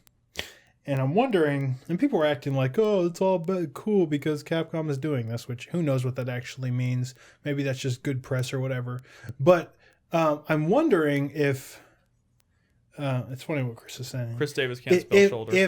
if they are talking to him because they are considering going for an over-the-shoulder kind of Resident Evil 4 style camera for the Resident Evil 2 remake, and maybe that's why they want to talk to this guy. Or Why would they need to consult him though? Yeah. I mean, It's like not I like said, they haven't done that for like 4 or 5 other games. that's just the good press part of this story. Yeah, I'm pretty sure it's just the good press part. They're You know, trying to, because they're shutting it down. They're trying to save faith by like, we're shutting this down, but we're still willing to talk to this guy about his thoughts on the game. I really do hope that they do go with a more modern Resident Evil camera style, just because the nature of those games, the way they controlled, the way the camera worked, like those are still very playable, provided you are okay with the way those games play. So I don't think I think we would get more out of this remake if we can kind of see it with new eyes. Just updating the textures. It doesn't do, or they would create new pre-rendered backgrounds, I guess. It's not even theoretically, about updating the but textures though. It's like the overhaul they gave to the original Resident Evil remake completely changed the feel of that, like the tone of that game. Yeah. Completely. well, sort of. I mean, they made it. It became a little spookier, but it was always a horror game. But Sure. first of all, I don't think Resident Evil 2 is going to be that big of a project. I don't think that Capcom exists anymore, unfortunately. I think it being like Resident Evil Remake 1 is sort of optimistic. But I'm saying, I think, like, I like the setting. I like that story. I like the characters. I like what you do in that game. The encounters and stuff. But there's nothing about it playing like Resident Evil 4 that would keep it from being that game. There isn't. There absolutely isn't. Well, I mean, people can be down on Resident Evil 4 because it's this more linear, more like action-packed, this crazier thing. But the way that game controlled and the way the position of that camera was not different from like those old Resident Evils in any like substantial way. Like it still had tank controls. You'd still stop the and camera shoot. was totally different because the camera in old Resident Evils is locked. No, It's cinematic camera angles. I know, but that camera angle was the only difference. Mm-hmm. That game played the same way as those others, except instead of being able to shoot up and down, which was useless, you can aim where you shot. Yeah, Like that's the difference. the other difference is that the enemies you're fighting in Resident Evil 2 versus Resident Evil 4 are inherently slower because they're actually like traditional classic like zombies, like that drag their feet, they move very I slowly. mean, they were like most fairly everything slow you in fought 4. in 4 was They slow. were fairly slow in 4. There was very few enemies that were fast, like maybe like the dogs. Yeah, but I mean, the dogs were faster. The in human Resident enemies Evil could 2. run. They would usually They run, would up, run to you, up to you and but slow then as soon down. as they got like maybe 10 feet, they would start, Which was kind of snail's which, pace. let's be honest, which is kind of goofy. But it was also a more fun video game to play. Like it was more interesting. Like you could do more in any given know, combat encounter. but at Like the same combat time- was never fun. But at the in same Resident time, Evil 2. people who wanted a remake of Resident Evil 2 wanted a remake of Resident Evil 2. They don't necessarily. A lot of those people may not want that classic game reimagined like Resident Evil Revelations 2, which is essentially what it would look like. No, but Revelations. No, but I'm saying you keep the game the same. You just change the camera. I know, but that changes everything. Like if you are a huge fan of classic Resident Evil 2, that changes everything. Why though? Because it. Okay, Chris Davis, you're distracted. Why are you showing this? Well, no, this is the footage of the Resident Evil 2 remake. What I'm saying is all the atmosphere, the pacing, like the way everything is like built, like that can all be the same. Why does the camera angle change it? Like they could still give you just as few bullets, maybe even less, since you can kind of aim them. Like why does it have to? I mean, I haven't made a decision one way or another. I'm excited to see what they do regardless. I'm just saying there's a certain portion of the community who's like absolutely think that Capcom would be the devil to put in this fucking camera angle, and I don't quite understand it. Like even here, he's moving and shooting. You couldn't move and shoot in Resident Evil 4, just like you couldn't in the old games. Yeah. Mm-hmm. It's not the end of the world, and I think you could still I think it would be maybe even creepier and more atmospheric because you have that more limited field of view. It's going to be a long time before we're playing this anyway. So, Well, depending on the scale of the project, but yeah. we'll see. We'll see what happens. Was that your news topic, or did you have another one? No, that's my news topic. I mean, I think the news topic for everyone is the Tencent thing, and that's essentially Tencent, the Chinese company, has said that they want to hire Hideo Kojima. And my whole thing on this news topic is this is just something Tencent is saying. I highly doubt that Kojima would go to this company and work for them. I mean, they're not exactly the I don't know the best way to describe my limited knowledge of Tencent. That they're not the.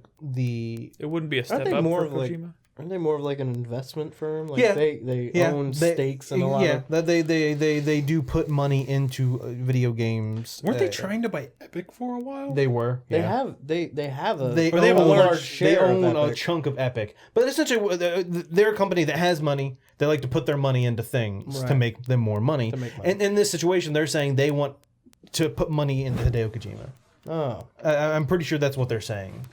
But this is something that Tencent has come out and said this. Kojima hasn't said, like, oh, I'm going to go work for Tencent. Yeah, I know.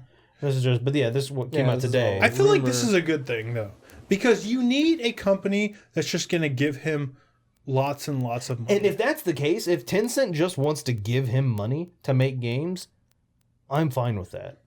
They don't seem the kind of company that's like, we're not cool with this one thing you're doing in this game. You need to change some stuff around. You know, they're just going to give him a bunch of money. If that's the case, then I'm fine with it. But I'm sure they are one of like hundreds of companies that would like to hire Kojima at this point. I mean, didn't Tencent give? Aren't they the company that gave? What was that game called? Firefall? Yeah, Didn't they give them a shit ton of money? future shooter MMA? Yeah, I and don't sure, know. Frank sure. was in chat a second ago. He said they own 98% of Riot Games or something. Yeah. Mm-hmm. It's like they League of have Legends. they own big parts of Riot. I think they have a share of like Activision Blizzard or Blizzard Activision, whatever they call themselves, and Epic. So that's the thing, money. So you know, That's what it all if comes he down wants to make the kind of project that he was doing over in Konami, he's going to need lots and lots of money because, And like, that's yeah, his big budget games aren't crowdfunded games. Like I don't think the games he would want to make would be successful in a crowdfunding But I mean, the thing atmosphere. is, look at the way like major developers now who have left major companies are treating Kickstarter as a way of garnering supplementing support. their money. Yeah, just Well, getting a way of more. garnering support, and then just letting the publishers just throw money at them. Like, oh yeah, Yeah. okay, we'll take it. Yeah. Because look how many people want it. Like that kind of thing. No, I know what you're saying. So I It's don't know. it's just a way to get a little extra money off up front. Yeah. The thing is, when you don't do a Kickstarter, you put a bunch of money in, and then you get that money back when people buy the game. Kickstarter is people are buying the game now, and there are some that are just donating essentially Yeah. large sums of money. But yeah, no, I don't know. We'll see what happens. We'll see what happens, but none of us know when we'll see what happens because who the hell knows when we're going to find out what Kojima's doing. No idea. But my news topic was that apparently Kingdom Hearts 3 is going to have a Big Hero 6 world. Dude, I'm getting excited for that game. And so my question Is that what did it for you though? No. I'm just getting really... I've been excited since I saw the E3 footage. So Disney, Big Hero 6 was a Disney movie, but Big Hero 6 is a Marvel comic. Could potentially Kingdom Hearts 4 have more Marvel? Kingdom Hearts. That's what I've been calling the series since the second game. It was probably an accidental slip of what I really feel about it. That's not But fair. do you think Kingdom Hearts 4 could potentially have more Marvel stuff in it now that Dude, there's Disney still a owns possibility that Marvel? Kingdom Hearts 3 could have more Marvel stuff in it. They haven't finished revealing everything for that game. Disney's going kind of Star Wars and Marvel. Yeah, crazy that at is the true. moment, so- Yeah, they are. I mean, it's not even like that would not even be kind of surprising. But then Kingdom my question becomes, like, what does Kingdom Hearts become then? If it's Final Fantasy and Disney and then Marvel and Star, like, what the fuck is But it Marvel then? and Star Wars are Disney. So. but I mean- they're owned by them, but I mean, like, I'm saying, like, what kind of clusterfuck game would that Kingdom be? Hearts 2 was already getting into that territory. So Star Wars and Marvel would not be as surprising at all. Mm-hmm. Like you had Jack Sparrow in your party in Kingdom Hearts 2. There was a Pirates of the Caribbean world. There was a Tron world. Yeah. You know? So I mean They were already like giant franchises. it's not really that far fetched. But I'm wondering though if since Big Hero 6 is in, are we less likely to see are we never going to get that Toy Story world? Oh, yeah. Because that's still not Pixar. It's Yeah. close, but not quite. You know what I mean? And I feel like that's the real moneymaker. And I feel like maybe they're not willing to give them the A team. You know, the Big Hero 6 is kind of the B team. Like we might see Wreck-It Ralph or something. That would make sense. I mean, Big Hero 6 did pretty well. No, it did, but there's like this certain seal of, you know, fart sniffing or whatever that's on the Pixar movies. Yeah. I don't know. Like Big Hero 6 in Kingdom Hearts makes a lot more sense to me than Marvel does. Yeah. I just have a hard time reconciling like the tone and like the sort of characters of like the Kingdom Hearts franchise and Marvel, which is already like a pretty well established universe with its own kind of characters and tones and stories that it tells. And Big Hero 6, you know, a lot of people, it is a Marvel comic. A lot of people weren't really familiar with it. Disney's kind of like taken it and separated it from Marvel just so that they can do what they want with it and kind of give it that like Disney animation treatment. Could you imagine like Daredevil? Yeah, like no, in a Kingdom Hearts game is like I really can't. I don't think they would ever do something. Or maybe there's like that. a Daredevil fight that's like fucking impossible. Just I can't see a world in which like Sephiroth and like Iron Man are standing next to each other. You know what I mean? Like it just seems too disparate. Well, I don't think you'll ever see them standing next to each other. No, Yeah, I know. probably not. No.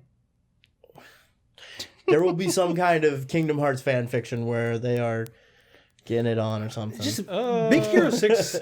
I gotta say, like Big Hero 6, that universe itself doesn't seem all that exciting though. Just because the Big Hero 6 universe is just a futuristic, San Francisco, Neo San Francisco. Yeah, like whatever, San Francisco / Tokyo, Cisco, whatever. But and then there's some superheroes in it. But I liked, you know, like the Tron world because that was The Tron world was really it really cool. stood out as like different, or like Nightmare Before Christmas Yeah, world. Halloween You know, They like, were very. just a really cool look. Wasn't You that know, in both Kingdom Hearts 1 and 2, or was that just in 2? well, 1 and Tron 2. was just Tron in was 2. yeah. Nightmare Before Christmas was in both. I'll be honest, guys. I'm ready to play that series again.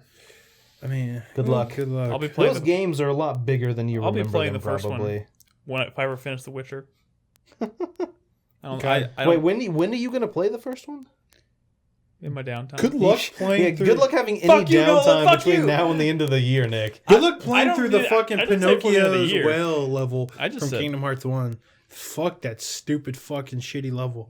Oh my god. Remember the big ass whale? The whale. Yeah. Oh yeah. Oh god, it was terrible. Yeah. I'm just on a real Disney kick. Or man. swinging on the vines in the Tarzan world. Ugh. Ugh. Or swimming around in the Little Mermaid world. Oh, that swimming was Like- pretty like- bad. Large portions of Kingdom Hearts 1, the only game that I tolerate was still dog shit. Yeah. I'm excited to how play about the it gummy ships? because Oh my god. That was a cool idea though. That was a really cool yeah, like, and if mechanic. if it was closer to like nuts and bolts, it was basically Star Citizen. I'm just saying. I don't know. I just Alright. want more Disney. I'm on a really Crispy? Disney kick right Okay, now. so this work. My news topic. Okay, so over the weekend, something happened, and it was called, and it's still going on, called Twitch Plays Dark Souls. So if you remember Twitch Plays Pokemon from last year, same basic concept, people using Twitch chat commands to control a game of Dark Souls. Yep. Well, if Twitch Plays Pokemon is equivalent to, 1,000 monkeys in a room on typewriters over 1,000 years creating Shakespeare, this is that same thing, but like trying to create the theory of general relativity. Like, it is not working at all, it seems like. Have they beaten the Asylum Demon? No, they're still in the asylum. they've done nothing. They spent days just like trying to climb a ladder. There was a part where they had their dark signs set as their active item, so they would spawn at the bonfire right outside the big doors to the Asylum Demon. They'd run up to the door and then they'd respawn back at the bonfire, and they just do that over and over and over again.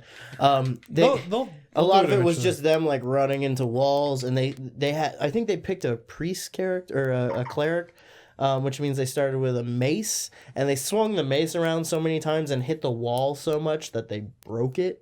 So now they don't even have like a viable weapon. Can that even viable do weapon. damage? I mean, they can, but they have like a sword hilt. So they're doing just like nothing. They managed to get to the Asylum Demon once. They hit it one time and died. This was as of yesterday. So I don't know what's been going on today with it. They're eventually gonna do it. No. Dude, Yeah. they've already spent 90 hours and they're unless they shut it down, they're eventually going to do it, because what's going to happen is people are going to stop watching, and the viewers are going to go down and down and down. And when you have the fewer amount of viewers, the more successful they'll be. The only problem with that is there's a huge delay. The reason it worked well with Pokemon is because Pokemon's a turn-based game. This is definitely a very Twitch, you have to respond immediately game. You have to dodge, you have to get your timing right. And I think the difficulty in this situation is you're not fighting an enemy who's going to wait for you to make your move. They're just going to attack you. Yeah, and I mean, think about like... Which means it's all going to be luck. In Pokemon, you don't have to control a camera. In Pokemon, all the battles are turn-based, and it's menus. It's literally just up, down, A, B, up, down, left, right, you know?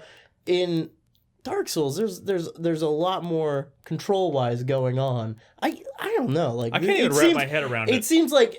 It sounds like kind of a cool idea of like, oh, well, Twitch played Pokemon. Let's go to Dark Souls and see if they can do that. Why is this one getting so much press? Because this is not even the first time someone set up a Twitch plays Dark Souls channel. Probably because it's so spectacularly failing. Most of the Twitch plays games after Twitch plays Pokemon were still very simple games. Yeah. This is a very complex game. That is impossible. I don't know why it is getting as much coverage as it is, because in my opinion, it never will succeed. Could you imagine? Like, I can't even imagine them getting to Firelink Shrine, let alone doing anything in that game. If Twitch beats Dark Souls before I beat Dark Souls, no, I'm gonna quit. It's not gonna happen. Nick, take like Twitch. Take like a 2-year break, Nick. You'll still beat it. Twitch probably won't exist long enough for them to beat Dark Souls. The internet might not even exist long enough for them to get through that game. Yeah, it's ridiculous. I don't know.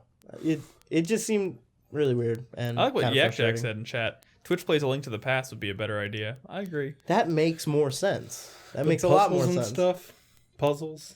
I mean, they did puzzles in Pokemon. I mean, Pokemon does that. Puzzles does that. It might... like the what is that one gym or whatever that has like the spinning pads, and you got to take the thing and it spins you around, stuff like that. I mean, I could see Twitch playing plenty of games. They got stuck in a pool, like staring at a ladder for hours. Like I know for a while there was like the fish plays Pokemon or whatever, and they had like a fish on a fish tank, and depending on where the fish swam in it, that's the inputs that would be given. I think that would finish Pokemon before Twitch plays Dark Souls would finish. I don't think they'll ever be able to recapture that magic. No, they won't. All right, Pokemon was the perfect game. I have a news topic, which I really have not a whole lot to say about, but I thought it was worth bringing up. Ubisoft has delayed Rainbow Six Siege. The only reason I'm bringing that up is because, thank God, it's pushing another game out of that window. Yes. Right around the time that Just Cause 3 comes out. Just Cause 3, Hitman, Xenoblade X, and maybe this is newsworthy, Atlas has reconfirmed Persona 5 is hitting this year. Are you fucking kidding me? In North America. Are you fucking kidding me? I don't believe it. We haven't even seen that game in Atlas said 3 days ago, confirmed, they reconfirmed Persona 5 North America 2015. What are they doing? They're not promoting it at all. They don't need to promote Persona. And sure they are. We still haven't seen a playable demo of it. It's just been a trailer with some gameplay kind of sprinkled about. Like I said, 3 fucking days ago. No joke. I don't believe it. I will not believe it until that game is on a shelf. You're going to start seeing stuff get pushed out of the fall, but... Maybe they should push Hitman until that fucking game is complete. You mean their early access? Wait. I believe that IO Interactive very soon, if not, maybe it already passed, was going to be announcing how much content is going to ship in December. Did that happen yet? I don't think so. Because I remember we were... Okay. I'm curious to find out what that's going to be. I'm very curious. See, the people in chat saying that Atlas doesn't need to promote Persona, of course you need to promote. If you're releasing a game, you need to promote it. It doesn't matter if it's got a huge fan base.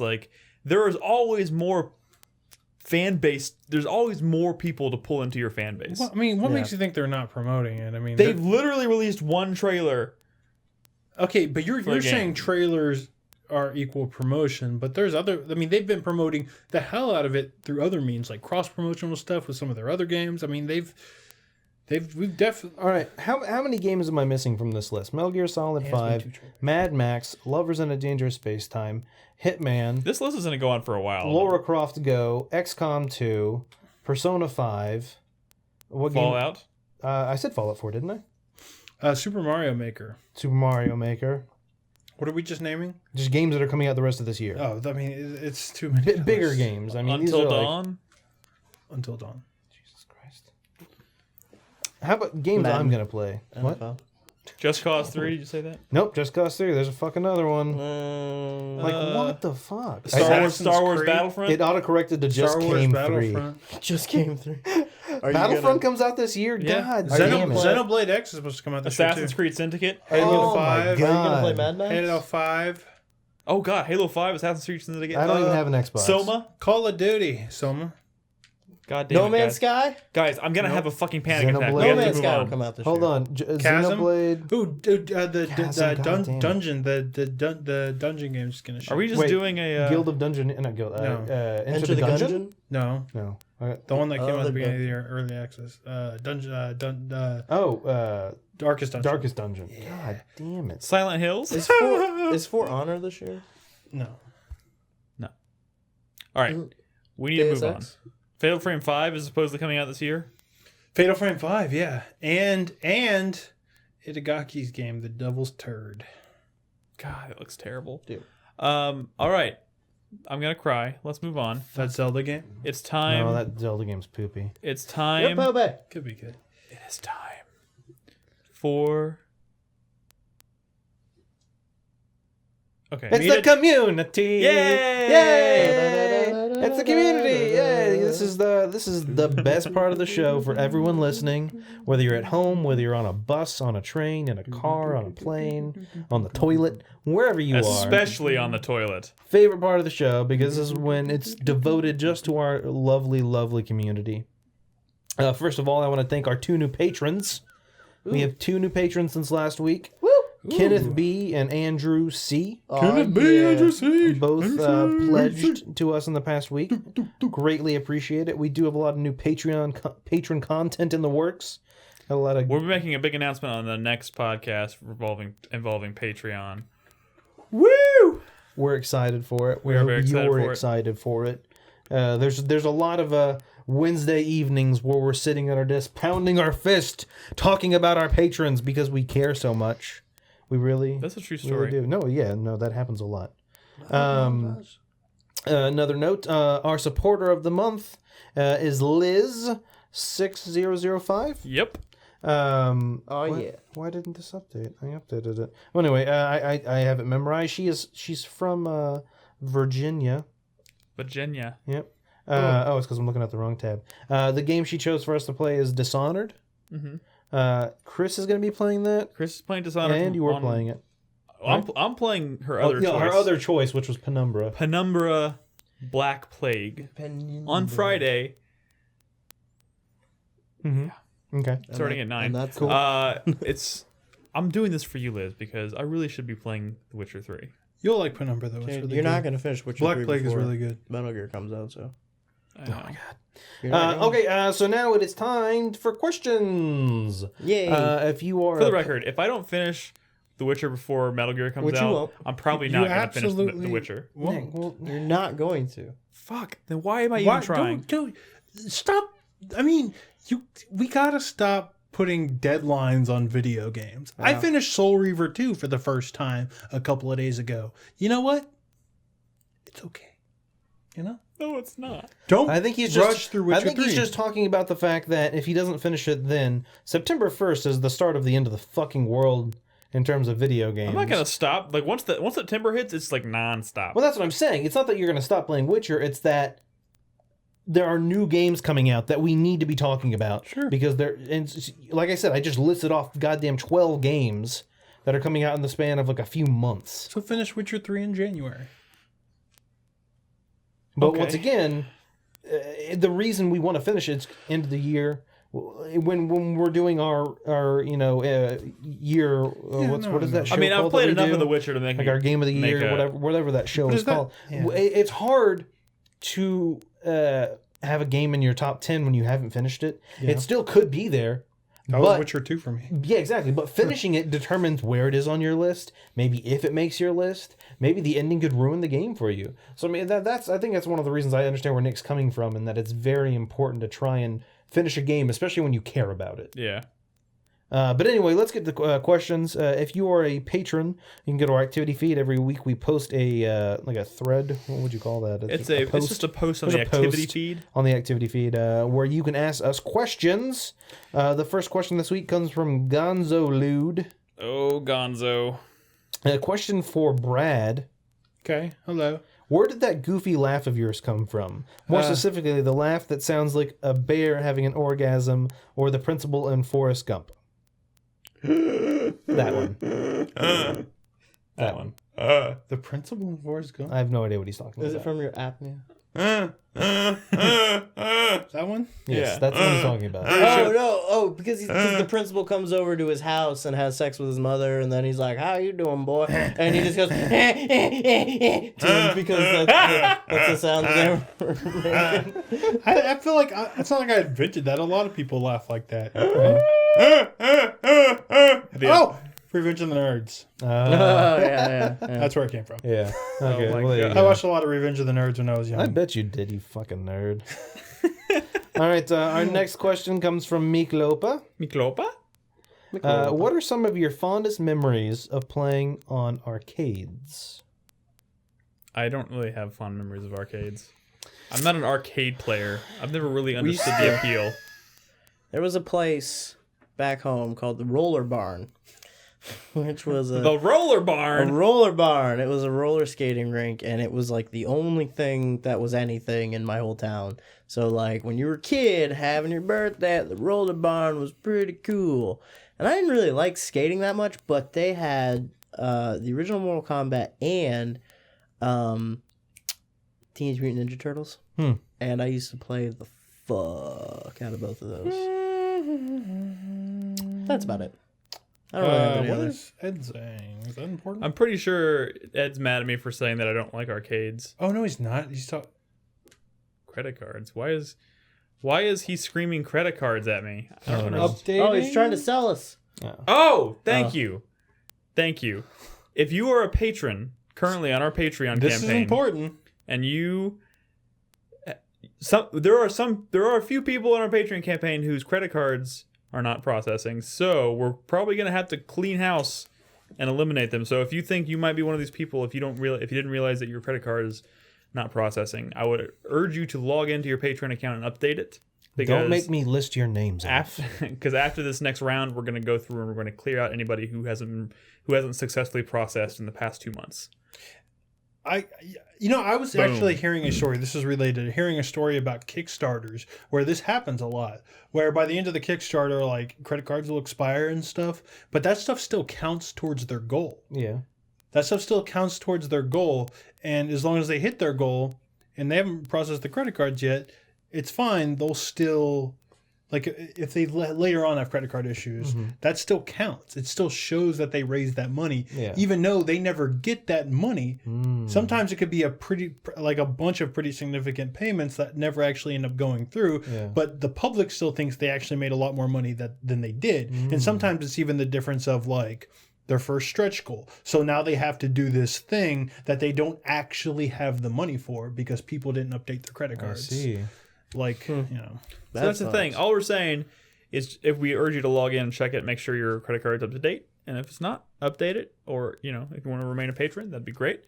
And at the end of the month, when it processes again, we'll go through and we'll clean out the ones that are still not processing. So either way, we appreciate your patronage and your dedication. what was the question about arcades? Back to questions. Yeah, what's the most memorable arcade Mountasia. moments?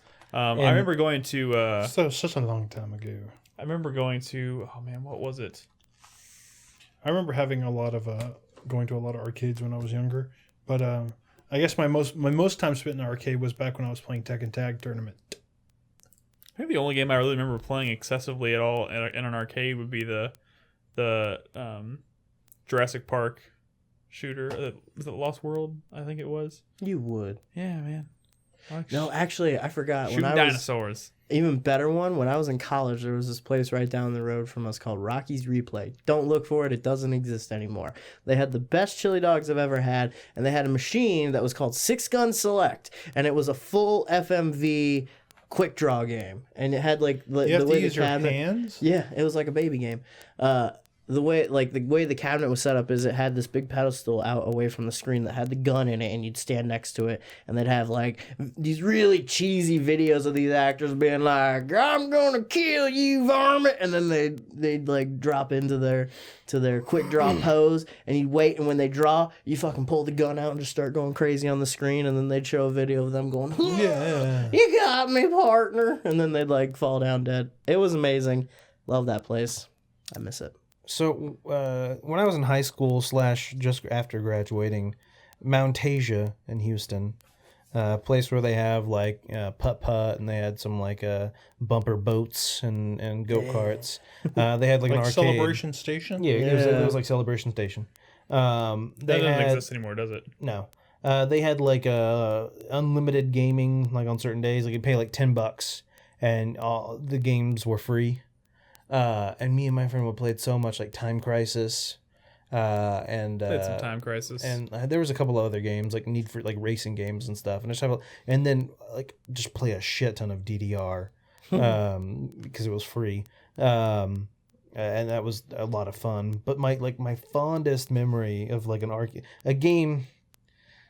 How this is a game you just put a token in? Consider I don't know. I just have these memories of when I was so young, going to Chuck E. Cheese, and there was this. They had some arcade games, but they had this one that was like it was like a rocket, and you'd put in like a token, and you'd get in, and the rocket would take off. And I remember as a kid being... Was it like one of those ones that was like standing up and Yeah. you, like sit in it? Yeah, Like, and I remember it being so intense when I was a kid, and I went back when I was a teenager, and it was literally just like this fucking fiberglass rocket that would shake and go up like a foot. the power of imagination. Exactly. But when I was a kid, it was this fucking epic like ride that I would go on at Chuck E. Cheese. That's what memories to escape from the fucking scary animatronics. That's what memories of like brawlers, like the X-Men game and the Simpsons game, were. When you're a kid, it's just like the greatest thing in the world, and then when you go back and play them, they're fucking boring Dude, and that terrible. 6-person X-Men cabinet. Oh, Oh yeah. so good. Game sucks. So good. Moving on. Sonny asks. Anyways, Oh God. who's going to pick up Until Dawn and play it on the stream? Anyone? Wait, was that the question? Yeah. Oh, that's me. I'll be playing Obviously, it. Nicholas. Yeah. I'll be playing it on launch night because I actually pre-ordered it at GameStop, and I was like, I assumed there wasn't going to be a midnight launch, but I went in there Safe to pay it assumption. off, and the guy was like, "It's like, oh, we're doing midnight launch." I was like, "What?" He's like, "It's Madden." I was like, "Oh shit!" So yeah, I'll be picking it up and playing it for a little bit after midnight. I'll probably play till like 2 in the morning. I'll be playing it as well. So we'll all be playing it, or at least Brad and I will be playing it. So you'll see plenty of that on the feed, and we'll be talking about it on the show after that. Sonny also asks. Here it is. This is the one. How long is too long when it comes to foreplay? Sounds like a fitting question for the 4Player podcast. When it gets awkward. Why am I alive right now? At some point, you cross the line where it becomes, okay, the sex should have started by now. Why are you still doing this? Maybe like I don't know. when your fingers get all shriveled. Yeah. Like You get pruning. pruny? When your fingers get pruny and you haven't even started? Like, when you really? start getting like carpal tunnel, like, cramps. Oh, I don't man. know. Yeah, if it gets awkward, You should I don't use know. your best judgment. Yeah. How's that for an answer? When your partner says it's enough Yeah, if it gets to in a that point, consensual manner. if it gets to that point, it's probably over. If your partner's asleep. Oh yeah, if your partner is asleep, that's probably a sign you went a little too long. When you awkwardly start dirty talk, because what else are you gonna do? So When you run out of appropriate dirty talk, Yeah, and it's just really awkward, like so you those are the seen your realities. vagina lately? You come here often? I'm sorry. all right. Andrew asks, "Where is Lord Nobunaga?" I knew that. Son of a bitch. He is not here. Yep, We don't actually know. I think, That's a good question. yeah, I mean, Is he riding the rails? Like the hobos He is of yore? he is as unpredictable as ever. That's what I hear. a lot of times we just don't know the answer to that question. Not because we think he's riding the rails, but just because we don't really talk to Travis that often. That is I true. mean, it's not like, you know. Sometimes I think people have this vision that like, oh, you guys were on the podcast together. You were like fucking best friends for life. You go to like fucking campouts together. Which we still need to do, by the way. Oh yeah, we do. Well, we've been waiting because it's fucking over 100 degrees. It's terrible right now. We either had to do it in like March or we have to wait until fall. So I did we're just waiting talk to till David fall. right before the podcast started, though. But that doesn't answer your question How's because he doing? he's not Nobunaga. He's doing good. Dude, David used to like call me. It'd be like Saturday at 7:30 in the morning, and he'd call me and be like, "Hey, what's up? You awake? Yeah. I just had some thought." Like, That's David. Yep. That is David. all right, next question. Timothy asks, "Who was your first gaming waifu slash husbando?" All right, what If Chet exactly? asks Husbando. if you were the same age as the character back then, it's slightly less creepy. What exactly is a waifu? Exactly. You ignorant slut. A waffy. Exactly. Like, what exactly is it? I mean, So I'm pretty sure I know. so you know your wallpaper, all the girls on your wallpapers, Are those all my waifus? if they were anime girls. They don't have to be anime. I mean, video They have games. to be anime. I know, but I'm trying to help him understand. So they have to be anime girls. No, they don't. But imagine if they were. So, but for the sake of the question, we should answer it as though we should pick an anime girl, right? Wait, Or what? video games. Someone's asking us who our waifu is. Yeah. They're not being specific enough. Someone else answer first. I'm thinking. I didn't pre-screen these. Oh man, who's my waifu? Was Cosmos for the longest time? Ah man, Holy who is it God. these days? Hey, the question isn't these days. The question is, who was your first waifu? Oh, is that what the question Yeah, is? Who was your first waifu? But back then they weren't even called waifus. Oh yeah. Have to retroactively apply. Who was your first video game / anime love? Oh my god, dude, this is hard. Yeah. I It's I a was- tough question. I was really into Kerrigan from StarCraft. Ah. And then she turned all Zergy. Yeah. And then I was really into Lara Croft was not my waifu. She was no one's waifu. oh, lady From Lady in the Tramp. from Devil May Cry. That wasn't that long ago though. But like, I can't. Looking back, like everything before that, I mean, I Like- guess like the characters didn't look all that great. So Well, like, I speak didn't. for yourself. character Tara? art looked pretty good. I mean, just because in Sure. the video game. But you develop the waifu crush, I guess, when you see them in motion. I really, right? I guess I liked Renoa a lot. I always wished she was smarter, but I really liked Renoa. Yeah. Taki from Oh, you know what? Taki. You liked Dagger. I know you I did fucking like did. Dagger. I know you fucking I, like Dagger. I think, you know, now that I think about it, I think Dagger might have been my first video game crush. Oh, no. Wait. Claire Redfield, man, from Resident Evil 2. Because Resident Evil, yeah, I'm going to go with Claire Redfield.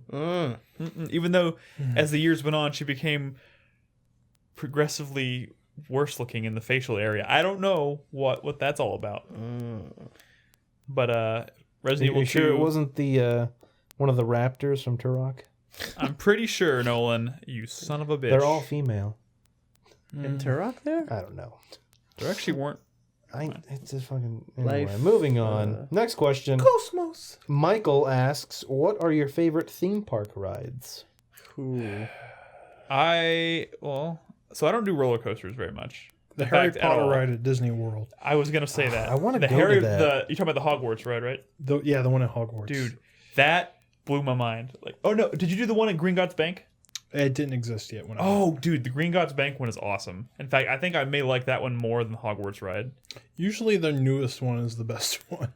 But technology. I did the Tower of Terror for the first time at Disney World. Oh, and that Tower was- of Terror! Tower of Terror. And is so that good. Tower did of not Terror. scare me nearly as bad as I thought. In fact, I thought it was fun. It's so good, right? It's amazing, and you can ride that ride so many times, and it's different every time. But it's funny because I just don't do I can't do roller coasters like actual like roller coasters. I can't do it. One time, I rode the Spider-Man ride at Islands of Adventure like literally a dozen times a day, like in one day. We just get off and get back on. I used to fucking love the Spider-Man ride. It was so good. It was so good. I just picture a young Crispy criticizing, that's not canon. You know, just sitting in that ride. I wasn't critical until I joined this podcast, and you acerbic bitches rubbed off on me. Do we count water slides as All rides? at the same time as well. Oh, the edge at Waterworld. Dude, the Summit Plummet at Blizzard Beach at Disney World Oh god. is fucking crazy. Dude, I was I was in line for the Summit Plummet. There was only like 10 people because it's so fucking high and steep, and like 3 people in front of me decided bailed at the last second. Bailed, yeah. And I was determined. And I did it, and it was awesome. I used to go to Six Flags in Houston when it existed. Yeah. A lot when I was a kid. And there was this one dragon ride which I fucking loved, and then it was actually really a kiddie ride. Like when I went back and I was older, I realized it wasn't that intense. But there was the Excalibur.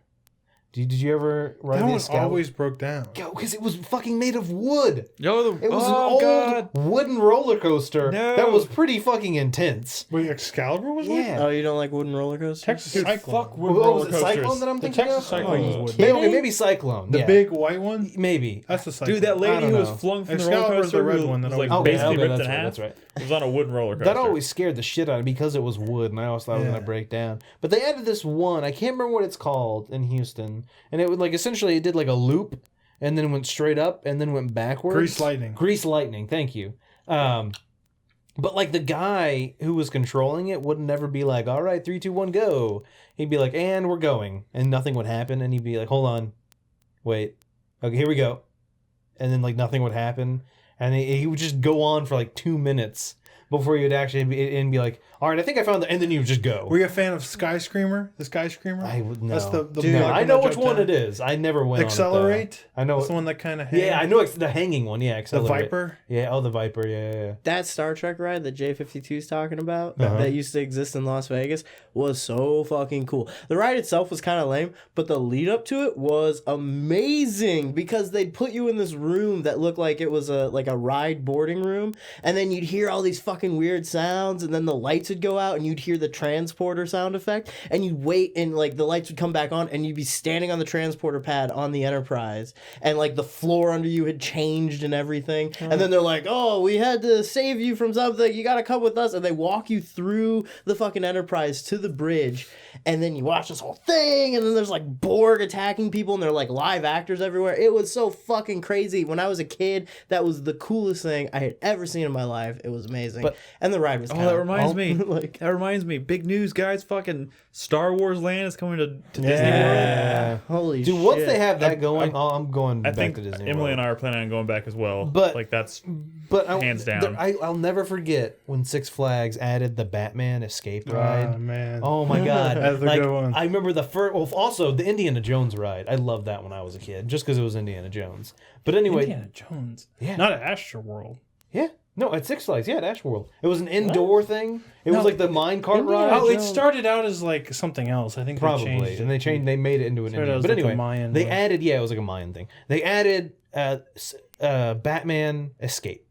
And I remember when I was a kid, it was nighttime. It was like the very late night Six Flags. Walking through the line to get there, the entire line was like decorated in Batman stuff. They had like the fucking giant like penguin car, or not penguin, duck car that the penguin drove in, like knocked over, and they had all this stuff. And then when you were outside, then once you got inside, you were like in the Bat Cave. There were like cases with like Batman's That uniform. was the and first all this ride stuff. that I remember them They were having a real lot of cool bats. stuff to They look had at when you were waiting in when line. you were waiting in line, it wasn't just a line of nothing. Yeah. It was all of the experience, just getting up to it. See, that was pretty cool What was walking the Twister through. one? That was pretty cool leading up to the Hogwarts ride because you're walking through. You're actually walking through Hogwarts, and they have all kinds of like See, that the sounds paintings. cool. What the characters in the paintings would move, and They have holograms. They had a hologram of Harry, Ron, and Hermione that would come on a balcony and talk, and they would put on their invisibility. They have cloak the and sorting hat. They had the sorting hat. It would That's talk to you and cool. stuff. That was dude. And then you have the line goes through Dumbledore's office. See, we used to It's go so to cool. Islands of Adventure all the time. And then the year I moved away is the year they opened that Harry Potter world, and I wanted to go. I mean, It's- when did it's they just open? When did they open Harry Potter World? I don't know. It's just a cool place to It's hang been a out. few years. Yeah. dude. In Fucking that area, that village. By the way, butterbeer is best warm. Gotta get it warm. So you've said. So good. All right. Oh, we're doing. I forgot. Oh Like, god, shit. that was Hold on. that question got away from us. Yeah, it did. One more question. Are we doing a podcast? One more question from Piotr. Piosh! I can't imagine many of you specifically chase achievements while you're playing a game. However, sometimes I find an inexplicable need to try. Has an achievement or drive to 100% a game ever ruined a game experience for you? Oh god, I have never cared about achievements. It's never will. ruined an experience, but I have found myself inexplicably like trying to get certain achievements just because like I'll sometimes when I'm bored like just for fun read the list of achievements and then see one or I'll kind of like make a mental note of the ones that's like okay I could probably do that I could probably do that one that one wouldn't take me too long. I can usually identify the ones that are just like nope not gonna happen, and then while I'm playing the game I'll just kind of my mind will kind of go back and revisit that list and I'll see an opportunity and go for it. So I think when I But- first started, I mean, when did achievements first come out? The 360, right? Yeah. Like before that, they weren't a thing. Nope. And so I remember that wasn't too long after I had become part of the 4Player community, at least. And David had his big Chivo thing. And so I kind of got, I don't want to say I got into it, but I was kind of like, oh, yeah, let me, why not get these achievements and scores and it's whatever. And for a long time, yeah, I would try and get up. But I don't know. I mean, there were definitely times where I got super fucking frustrated. And I think that's one of the reasons I ended up kind of I stopped doing that as much. To this day, yeah, I'll look at the list. And if there's one I think I can get easily, like even like Far Cry 4, I got Platinum Trophy on that. Yeah. But that's because they were all like pretty easy. And like I found myself like, without trying, getting a lot of them. Yeah. And I was like, oh, well, there's like 2 more left. I might as well just go for them. So, you know what I'm saying? But then there's the games that you play for like 20 hours But and if get it's, like like- 5% of the yeah, achievement. if it's like a really dumb thing, like something like in like a, oh, bless you, and like the Souls games, like I don't go for those. Oh, achievements. fuck no. I wouldn't even look at some the of those- list some of 'cause I those don't are even want to ridiculous. think The about only it. time I might care is if it was like an old game that I really loved. And sometimes they do this. Like when Symphony of the Night came out to XBLA. Yeah. They added some achievements. And that is, for a game like Symphony of the Night that I've played over and over and over so many times, it is a cool way to kind of like look at that game again. I mean, I've never played it on 360 because that's not the version to play. I mean, come on. But like if Final Fantasy Tactics ever came out on like some modern platform and had achievements, I mean, that'd be fucking cool. You mentioned Far Cry 4, and they gave you an achievement for getting that like secret ending that you can get like 15 minutes in. Yeah. So I was like, oh fuck it, I'll just do that, And that secret ending does actually ruin, like it's not like a real ending, but it ruins like kind of the big MacGuffin of the story of Far Cry 4. So after that, like going back and actually playing the game for real, it's like The thing is, honestly, I think it would make more sense. Well, it always would make more sense if achievements were like a thing that only unlocked after beating a game, because they seem better for like replayability. Like it has the potential to kill an experience when you're trying to do it the first time. Yeah, like don't worry about achievements when you're first taking I in think an I try and experience. take that route. Where But then people's achievement scores wouldn't be nearly as high. Yeah. Like I never replay games, so I probably have a score of 0.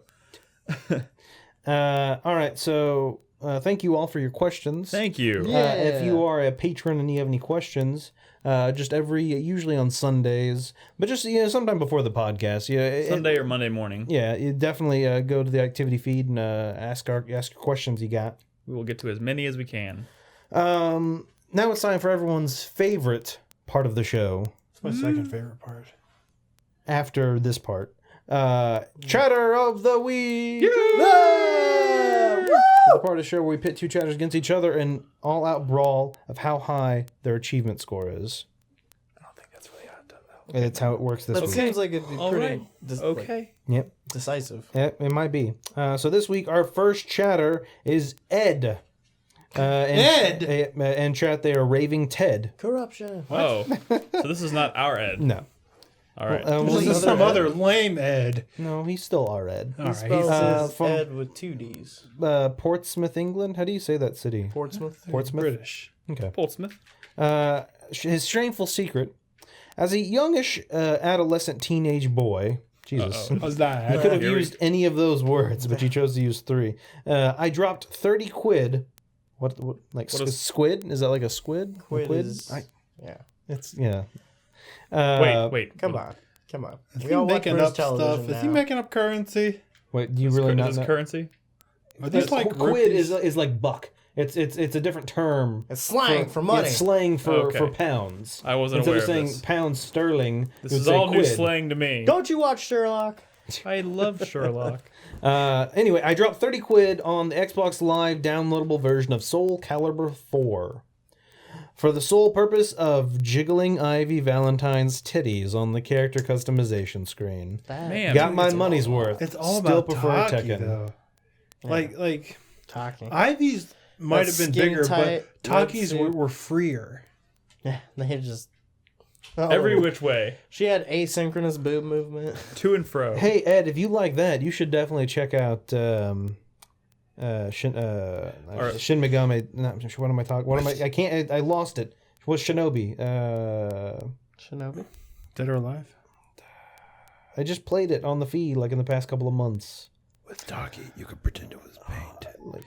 Shinobi versus something. Oh. Senran Kagura? Yes, thank you. Senran Senran Kagura. Of all Shinobi people who versus. got that, it was me. I'm just, dude. I told you I've been up late the past 2 nights working, and just I'm sleep deprived. Orchid from Killer Instinct was my first waifu.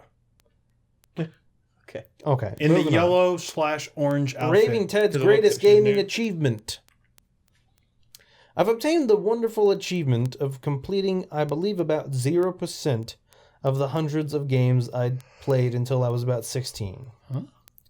I think he's saying he didn't. He didn't finish a he single didn't complete game? any game until he was 16. I've been video gaming since I was about 4, and now being in my mid-20s, but I somehow spent like 12 years of my life not completing shit. I was like that when I was younger too, though. It's never too late. Go back and play that shit. Yeah. I didn't finish a lot of games when I was younger because I was usually at my friend's house playing. Oh, yeah. A lot of the games I borrowed or like played it somewhere else and then always meant to. I have but so many never did. fond memories of the original Zelda, but I was so bad at it. And then you got guys like Adam Hilbin, who promised to fucking lend me Paper Mario, and he never fucking did. Motherfucker. For years, he kept saying, "Well, I don't really play it, so you can borrow it." And Why I was does it like, sound "Oh." like Mickey Mouse? Okay, because he did, Motherfucker. right? And he never lent it to me, and so I've never played Paper Mario. I have it if you want to play it.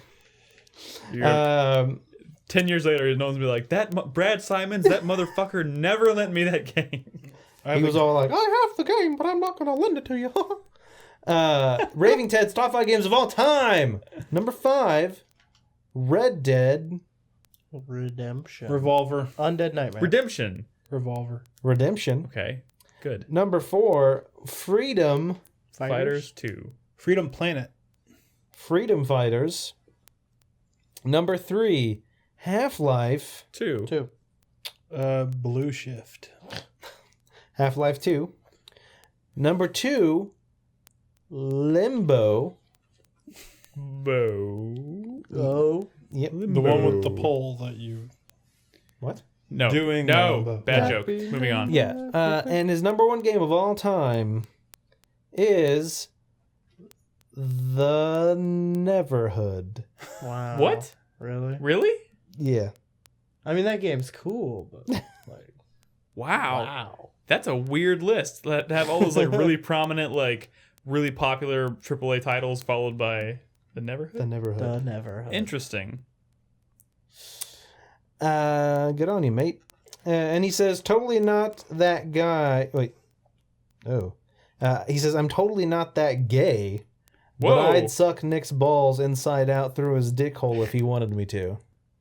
Okay, that might make you gay. Wait, Well, wait, he said wait, he's- whoa, He said he's whoa. not that So gay. moving on. Wait, did he really write that? Yes. Are you making that up? No. This Can is I weird. see it? You can. Just to corroborate. Right there. That'd be like a horror movie, though. If he You'd actually did have that. to bring like a weed whacker. Inside out, dick, hole. Yep. Maybe That's like it. maybe like a 5-gallon drum of Guys, mayo. I don't. This is the. Wait, what's this person's name? I don't. Raving Ted. Maybe it's Nick's. I don't girlfriend. know. I don't even. I can't. I can't even. Maybe You it's okay, Nick's Nick? girlfriend. It's okay. Just take it. Just take it as a compliment. Move on. Moving on. Raving Ted is up against Corey. Corey wins. Private It's still a compliment. Nick. Private Slappy in chat from New Hampshire. I want to slap Brad's balls. Private Slappy shameful secret. Back in the first grade, I always went to my friends to play Smash 64. Him, me, and his brothers were all evenly matched, but a lot of fights erupted. I won a match when things boiled over and they were kicking me out of the house. In the process, I took their second copy and I deny it still to this day. Until you just admitted it. Until you just admitted it to everyone. Hopefully he doesn't listen to this show. But he does. Yeah. His greatest gaming achievement, It's a lot of I thievery. completed Half-Life Episode 1 on hard with the grav gun only, and Half-Life Episode 2 on hard with the grav gun and Noam Chomsky. Let's just say Noam Chomsky made my hemorrhoids bleed every time I Was lost that the name him. of the gnome? Yes. It's pretty funny. Yeah. No. Holy God. I got it. I got it. His top 5 games of all time. Number 5, Star Wars. Oh. Knights of the Old Republic. No. How about Dark Forces 3 Jedi Knight? You know, we Jedi didn't Outcast. announce that Star Wars news, but there's a bunch of Star Wars games coming to PS4, including Jedi Starfighter, Bounty Hunter, and Super Star Oh Wars. my God. Jedi Starfighter? Yeah. Wrong. It's Star Wars Battlefront 1. Oh. Oh, bet he's excited for November then. Probably. Number 4 game of all time is Grand Theft Auto Vice City. 3. San Andreas. San Andreas. Feel it. His number 3 game of all time is Mario Kart. Oh. 64. 3D. Mario Kart DS. Double Dash. Mario Kart Double Dash. His number 2 game of all time is Half-Life 2. Oh, episode 2. 2, episode 2. His number 1 game of all time is Super Smash Brothers 64. 64. Brothers 64. There we All go. right. And Private Slappy says, been around since 08, trying to get in the community, but work stops me. I watch every night on the PS4. Yeah, yeah. Hey, there we go. Sweet. Appreciate As long you. as it's Thank not you. an X-Bone. So once again, we have Raving Ted, who bought Soul Calibur 4 for the boobies, I like Ravington. who didn't complete any games until he was about 16. Top 5 games were Red Dead Redemption, Freedom Fighters, Half-Life 2, Limbo, and Neverhood, up against Private Slappy, who stole his friend's 64, beat Half-Life Episode 1 and 2 on hard. Top 5 games were Battlefront, San Andreas, Double Dash, Half-Life 2, and Smash 64. I'm gonna give it to. I'm going to give it to Ed. Because the Soul Calibur thing, I get it. I get it. But also, he put Freedom Fighters on his top 5, which is an inspired choice. That's a great game we never got a sequel to. That Just for Kids soundtrack, beautiful. I'm gonna give it to Ed, not for the comment. We know why you're doing it. Oh, you hear Not that? the comment. Nick's gonna give it to Ed. Moving on. Crispy? I'm Crispy. pretty sure Ed's I- going to give it to Nick. Oh yeah, good call. I'm voting for Ed as well because Freedom Fighters, that was a great game. I did play that on GameCube and wow. enjoyed it. I didn't know and, I was amongst quality company. And go fuck yourself. And the Neverhood, which Being I wouldn't sincere. expect that to be a number 1, but we never hear it, and that game is actually kind of pretty cool for a point-and-click adventure. I really like it. Well, Despite- congratulations, Ed. You were this week's Chatter of the Week. Not happening, Ed. Other Ed. If you want to be Chatter of the Week, all you got to do is go to 4playernetwork.com. There is a Chatter of the Week button. I believe it's on the right side, somewhere a little bit down. Yep. You'll see it right there. You got to do is click on that, enter in your shit, and you too could be Chatter of the Week. Ew, I hate that band. I'm just kidding. I'm sorry. Bad You joke. hate what band? I hate U2. Mainly because they forced their damn album onto my phone. It's still on my phone. What? There's a YouTube album on your phone? Because Yeah, when YouTube put out their new album, it was automatically put on people's which phones. is really, really invasive That's hilarious. to my iTunes library.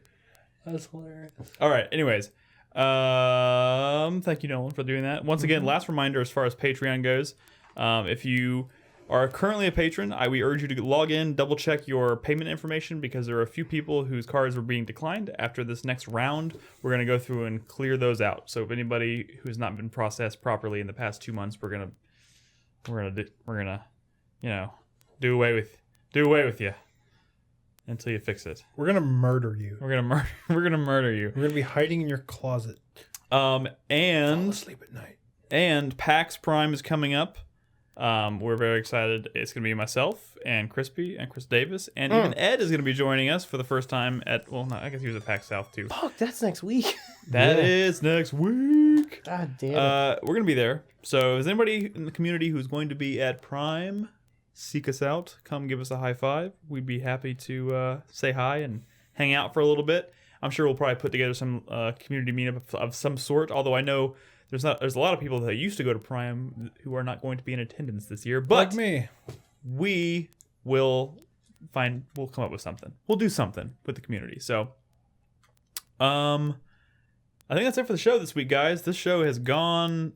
What about the Places. 4-player minutes? Oh fuck! What an Jesus idiot. Christ, Nick! How many episodes has it been? God. What the fuck? I'm sorry. No. That last segment went really long, so Yeah. let's keep this short then. 4-player minute. I'm sorry. I'm really hungry. Well, this segment should be like 4 minutes.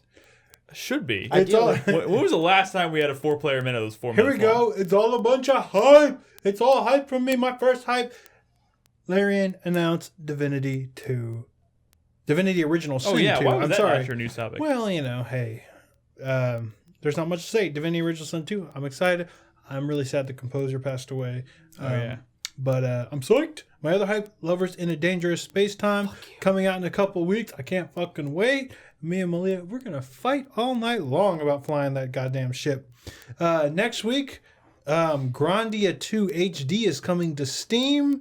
I've never played through Grandia 2. I've always wanted to play through that game because I like Grandia a lot, though it's still not on Steam. It's coming to Steam, but if you search it, it's not on there. It's really weird. My next hype, Lara Croft Go comes out next week. Can't wait. I love Hitman Go. I hope this is sweet. I know there's puzzles and shit. Have you seen the new I can't footage of wait. it? Yeah, I have. It It looks looks really really cool. good. Yeah. I have another hype is Life is Strange episode 3. I finished episode 2 off the feed with Malia. I recorded it so I can always air it in the future if you'd like to see us play it. But the game's getting pretty cool. At least the stakes are getting a little higher, and I'm kind of excited. Crispy, you need to play more of that. And my final hype is I don't want to get too hyped. I don't know what it is, but Namco registered a trademark for Zodiac Brave. And if you're a fan of a certain game like I am, Zodiac Brave should sound very familiar. The Zodiac Brave story. I don't know what it means. I don't know what it could be. It's not Square Enix. But you never know. Okay. Thank you, Brad. All right, my 4-player minutes are now. My hype. Metal Gear Solid Peace Walker. I'm going to be playing that this week on the feed. I played it when it first came out. I never got around to finishing it, so I'm pretty excited to play it in all my hype for my next game of The Phantom Pain, which comes out in exactly 2 weeks. I am super excited for that. I'm ready for it. I'm so ready. My thank you, which I kind of like tied into a hype, it goes to Asteroid Base for Lovers in the Dangerous Space-Time. I'm really excited for it. I had a good time talking to them when we were at PAX East. I'm ready to play that with Bernadette. Mm-hmm. And we'll see who has the best score. You compete for scores. No, between Us and You. Oh. I mean, you'll probably do better. And then my fuck you this week is going to go to Microsoft because I upgraded to Windows 10 and I've had nothing but trouble. Like, I guess, I don't know if it's Microsoft, but also like Nvidia as well. Like, their driver started crashing my Witcher 3 game and I'd end up downgrading to a previous driver. But then, like, Microsoft, like, just decided to delete my Office off my computer. Motherfuckers. Yep. And then this morning I was really mad about that, and there's a pop-up like, oh, you should try Office 365. Like, go fuck yourself, Microsoft. Like, go fuck yourself. Crispy? All right, my fuck you to the week goes to life for being a cruel mistress and taking my computer away from me when it was all too young. Too soon, snatched from my hands. We finally got Crispy his by capture a card. childish and jealous god who just wanted to play my fucking video games. I hate you, universe. I curse you. It's not that. My hype for this week is for Metal Gear Solid 5 because fuck yeah, right? Fuck yeah. Yeah. My other hype for this week Hasn't hit me yet. It will. Dude, It hasn't hit me yet it's either. What sinking the fuck? into my brain. It's sinking Gonna hit you in. right about there. That's so good. My other hype for the week is actually from Mad Max. I hope Did you that see that that new game is trailer? good. I want it to be I good. want it to be Like good. a what is a man or whatever. I really like. Oh, I want to watch the movie again. I want to play the game again. It's like I just hope it's good. I don't want it to be a disappointment. And my third hype for the week is obviously for No Man's Sky, because No Man's Sky. You did this with Bloodborne every week. I remember. Yeah, he did. It'll be great. And I love Bloodborne. You know, maybe you should take this time away from your PC to finish Bloodborne. Wait, you haven't finished Bloodborne? I finished Bloodborne. Wait, you haven't I finished finished Bloodborne Okay, I was When? gonna say like I don't know, a couple weeks ago. Oh, you never told a us. couple weeks ago. Oh, recently. About Yeah. a week ago. Yeah, You it wasn't like when everyone else was playing. In a year, I don't want to be walked- saying, how many planets have you explored in No Man's Sky? I'm getting there. I don't want to hear that. There are quintillion planets. You better hit them all. I'm not gonna hit them all. You guys are dumb. All right. My hype this week, it goes to Until Dawn. Next week. That trailer, the live action trailer, Brad showed me before the show. I hadn't had a chance to watch it yet. It was really cool. And I think I've been pretty excited about this game for a while now, and it's finally coming out. It's probably one of the most unique things I think coming out. There's a lot of sequels coming out, so this is new IP. It's kind of unexplored territory. It's still a toss-up, though, right? It is a Because toss-up. this developer is not It is a does toss-up. not have a great track record. But hey, this is also something very different than anything that they've done before. True, so true. Very maybe different. they found their calling with this type of game. You never know. I'm Again, excited. this could be their Walking Dead. Their This could be what puts them on the Walking Dead. map. You never know. I'll be playing it next Monday night, shortly after midnight. I'll probably play it till about 2 in the morning. I'm sure Brad will be playing it throughout the week as well, and we'll talk about it on the podcast. So I'm excited for that. Hopefully, we make different choices. Hopefully so. My sweat goes to Mad Max because I am also picking that up, and I'm pretty excited about it. But at the same time, Wait, which one are you going to play, Mad Max or Phantom Pain? well, I'm probably I'm gonna jump into Phantom Pain first, obviously.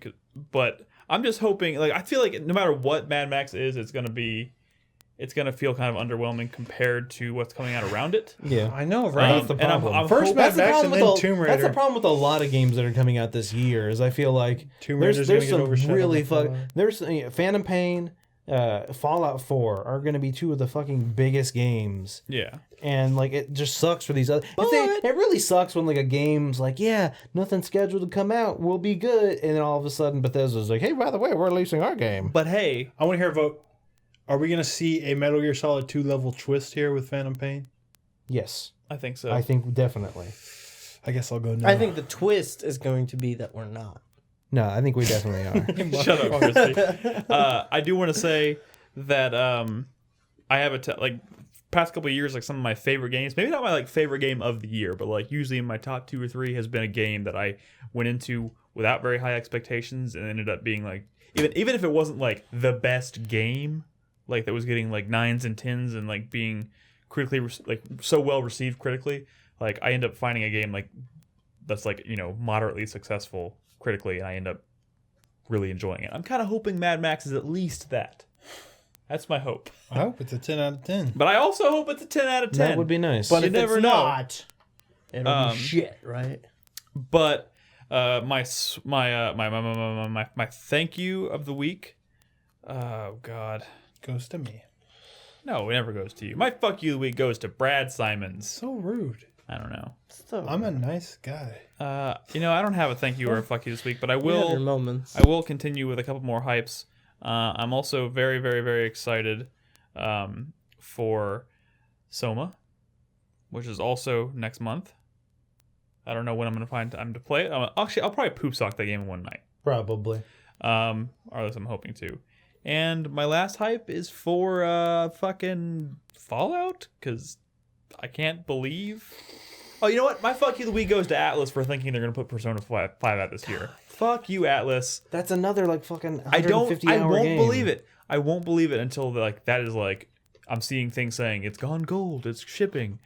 Like I don't believe you. That's one of my Fuck you for playing with my hopes and dreams. That's one of my biggest problems with all these games that are coming out is like a lot of them are not like quick, like 10 hour games. Like a lot of them are fucking 20, 40, 60, 100 hour games. Yeah, it's gonna be a rough couple months, guys. I still kind of want to play Dying Light. Everybody, yes, you need to play that game. The That game DLC is so coming good. out. The DLC is We have coming a out, car. and it's gonna have the maps are gonna be bigger than the actual original. Dude, from the Dying oh my Light God. Dune was a buggy. huge surprise for me Yeah, this year. Brad. In fact, that's PAX probably why. South, I poo-pooed so much on Dying Light.